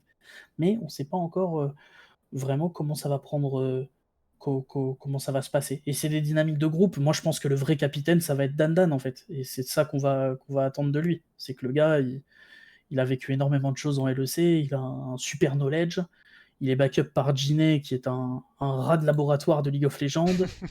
Uko qui va être là en majordome XXL pour faire en sorte qu'il n'y ait rien qui dépasse et que personne vienne casser les couilles aux joueurs et au coaching staff, et ça va être magnifique. Mais un capitaine, je sais pas tant. C'est peut-être toi en fait le capitaine, Wax. C'est toi, hein, je, c'est je pense, je, Brassard. je pense pas que ce sera moi le capitaine, mais oui, c'est sûr que de toute façon, il faudra voir un peu comment les joueurs jouent ensemble. Et en vrai, la Ouais, réalité, comme disait Blasio, c'est que ouais, c'est quelque chose qui est bien intégré au foot, le rôle de capitaine, enfin au foot au sport et notamment au foot, le rôle de capitaine. Mais en e-sport, il y a très très peu de profils qui vraiment vont remplir le rôle d'un capitaine dans un sport traditionnel parce que bah, les mecs, la majorité du temps, C'est en vrai, on est un peu des geeks qui jouent ensemble et juste on est là pour kiffer. Il n'y a pas vraiment un mec qui va se dire, ok, c'est ma mission de faire en sorte que tout le monde, entre guillemets, file droit et aille dans la même direction. Et ça, c'est plus le travail du staff et comme tu disais de Danny. Donc, faudra voir comment ça se passe. Mais ouais, il y a beaucoup de choses qui peuvent se passer. Peut-être qu'il y aura un vrai capitaine, peut-être qu'il n'y en aura pas. L'intérêt, c'est surtout d'avoir une équipe qui peut fonctionner ensemble Ouais, qui clique bien et surtout des joueurs qui sont sur le même état d'esprit, quoi. on verra en fait. Il n'y a pas de, y a pas de, y a pas de problème. Mais juste, voilà, c'est juste ayez conscience que après, quand vous appelez quelqu'un capitaine Ouais, et qu'ensuite derrière, moi j'ai vu en suivant Solari des conséquences tirées de la part du comportement de certaines personnes parce qu'ils sont censés être capitaines alors qu'ils n'ont jamais revendiqué un titre ou quoi que ce soit. mais ça met une pression Non, supplémentaire. franchement, c'est ouais, c'est comme si je vous demandais chez KCB qui est-ce qui tire les pénaux. C'est la même question, les gars. C'est vraiment, je vous dis ça et qui tire les pénaux, il n'y a pas de pénaux, il n'y a, pas y a pas de capitaine, il n'y a pas de brassard, il n'y a pas de capitaine, c'est parfait. Voilà. Fin de discussion, les mecs. Ouais, oui, ouais, effectivement, parce que du il faut faire attention à pas juste dire à un mec c'est lui le capitaine et après lui dire ah mais t'étais capitaine, t'as pas fait ci ou pourquoi il fait pas ça alors que le mec n'a est pas lui il est pas du tout entre guillemets désigné ni pris la responsabilité comme tel. Mais pas d'analyste pour la saison. Ça on verra. Il y a des chances qu'on bosse avec des gens. Là on était en train de voir justement de finaliser le roster avant de vraiment les regarder pour côté analyste et tout. Ouais. Et c'est possible, c'est juste que, bah, comme on l'a dit, si l'analyste ce sera du bénévolat, donc forcément, ce sera pas aussi. Enfin, l'investissement demandé sera clairement pas. Il y aura pas d'investissement entre guillemets demandé, ce sera vraiment autant que la personne peut dégager si elle en a envie, si t'es qu'elle a. Donc voilà, c'est possible qu'on ait un analyste, mais c'est pas sûr. Ouais, faut que je discute un peu avec le coaching staff pour savoir quelles sont leurs attentes et voilà, qu'est-ce qu'ils auraient besoin potentiellement. Voilà, on va voir un petit peu. C'est pas à exclure, c'est pas C'est ça. mandatory non plus, mais on verra surtout ce qu'ils nous disent, quoi. Ouais, et sachant que de toute façon, on peut pas, comme je dis, on peut pas payer quelqu'un, donc c'est aussi, il faudra trouver une personne qui acceptera bien d'être bénévole et de nous dépanner sur certaines situations. Mais ouais, niveau budget, on est vraiment à la limite. Bah, dites-vous qu'on l'a dépassé et que tout ce qui dépasse, c'est moi qui le prends en charge, donc j'avoue qu'il y a plus trop de place pour l'analyste, malheureusement. Malheureusement, Mhm. mais on verra. On verra ce qui se passe. Je sais pas si vous avez quelques petites questions avant qu'on termine, les gars, parce que ça fait un petit moment que je te prends, que je t'occupe Blasios, donc je vais pas non Oh, plus t'inquiète pas, te. j'ai rien à faire, t'inquiète pas, là, maintenant c'est fini. Mais oui, c'est aussi pour toi, pour pas te jail dans ton Non, stream, non, non, t'as déjà t'inquiète. beaucoup donné. T'inquiète, après je pense qu'on a fait globalement un petit peu le tour. Pour tout ce qui est nouveau maillot prod, tout arrivera en janvier. Alors je sais pas trop faudra qu'on voit parce qu'on n'a pas encore les dates exactement quand est-ce que les joueurs exacts vont venir et tout. Pour tout ce qui est bah, notamment potentiellement une prod d'annonce. Forcément vu qu'on a le joueur coréen c'est un peu plus délicat. Mais les maillots ce sera fin décembre, début janvier. Je pense plutôt début janvier, un petit peu avant la reprise pour hype un petit peu. Donc voilà, n'hésitez pas, cette année notamment, ça va être aussi très important. Si jamais à un moment vous avez hésité les années précédentes à acheter un petit maillot, ce sera le moment où ce sera très apprécié si vous pouvez en prendre un. Parce que voilà, ça va grandement nous aider niveau financier. On en a plus que jamais besoin. Et effectivement aussi, vous demandiez par rapport aux anciens joueurs de l'équipe. Bon, du coup, il y aura des rumeurs comme quoi Kryze rejoindrait notre équipe. Donc voilà. Et pour les autres profils, bah malheureusement, il est très peu probable qu'il joue en LFL. Il y a encore quelques places, mais il n'y en a plus beaucoup. Malheureusement, il y a quelques. La majorité des équipes ont déjà fini leur roster d'après les leaks. Il reste encore des slots, donc j'espère qu'on pourra avoir des joueurs jouer en LFL. Mais j'avoue que je pense que je sais pas exactement où tout le monde va partir. Et je crois je n'ai pas encore vu de verbal ou de rumeur validée de ce côté-là. Je pense, les gars, aussi que le mercato, de manière générale, sur League of Legends va durer vraiment jusqu'à Noël. Ne soyez pas surpris. Là, la LFL, il reste encore tout Bekarog. Enfin, Oui, presque tout Bekarog. Mais c'est surtout, là, quelles équipes sont en lice en Allemagne? On ne sait pas encore. Quelles sont les équipes en lice en Espagne? On ne sait pas encore.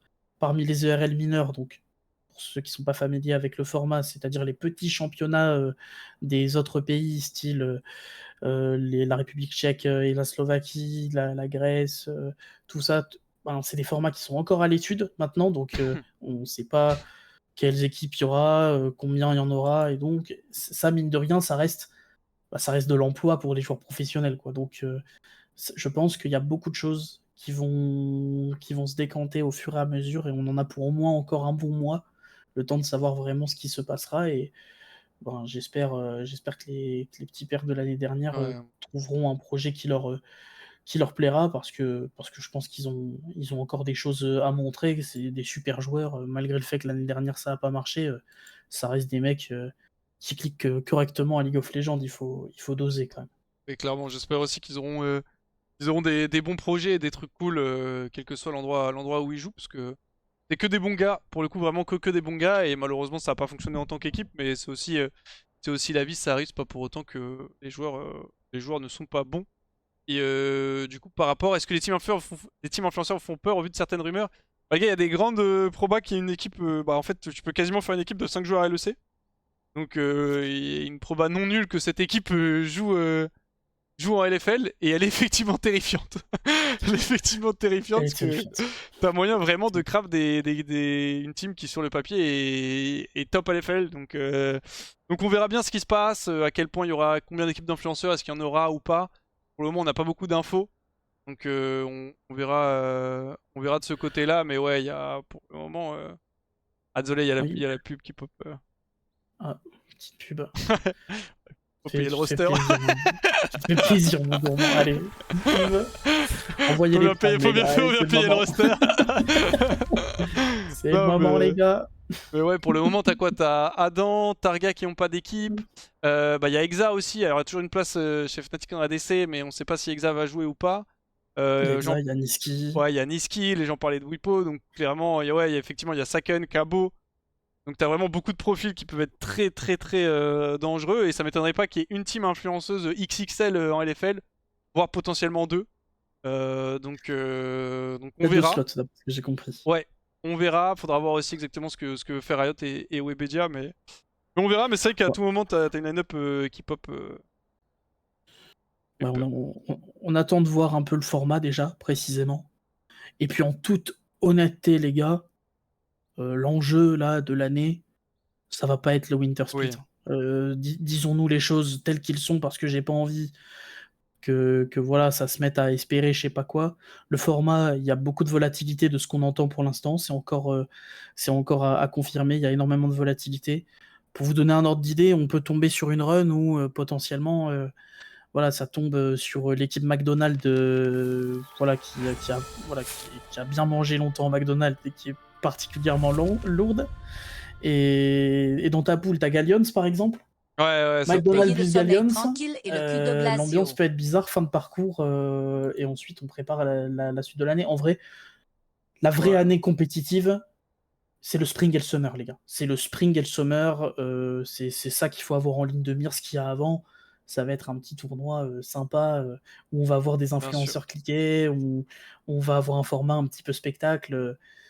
Voilà, on s'attend à rien. Ils vous le diront de manière, hein, ce sera communiqué par les gars qui doivent aborder le truc, mais pour l'instant, de ce qu'on sait, c'est que s'il faut, on va nous demander de pique des champions de Demacia contre des Ouais, champions de Piltover, tu vois. on Donc, sait bon, pas encore.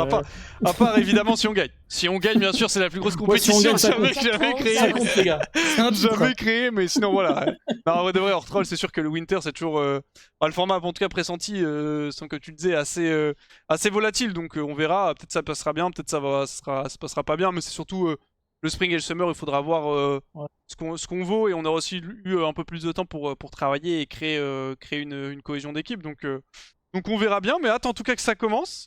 Hâte que ça commence. Merci, ça. merci beaucoup, Blasio. Je pense qu'on a fait on a fait global le tour. Merci beaucoup pour ton invest. Très très bon boulot sur ce mercato. Pour le coup, tu as géré ça comme un maître de A à Z. Et encore une fois, n'hésite pas. Si à un moment tu veux passer à Solari, que tu as un peu de temps, t'es dans le coin ou quoi, que tu veux venir voir les joueurs et que ton pote Hugo aussi, forcément, franchement, ce sera avec plaisir.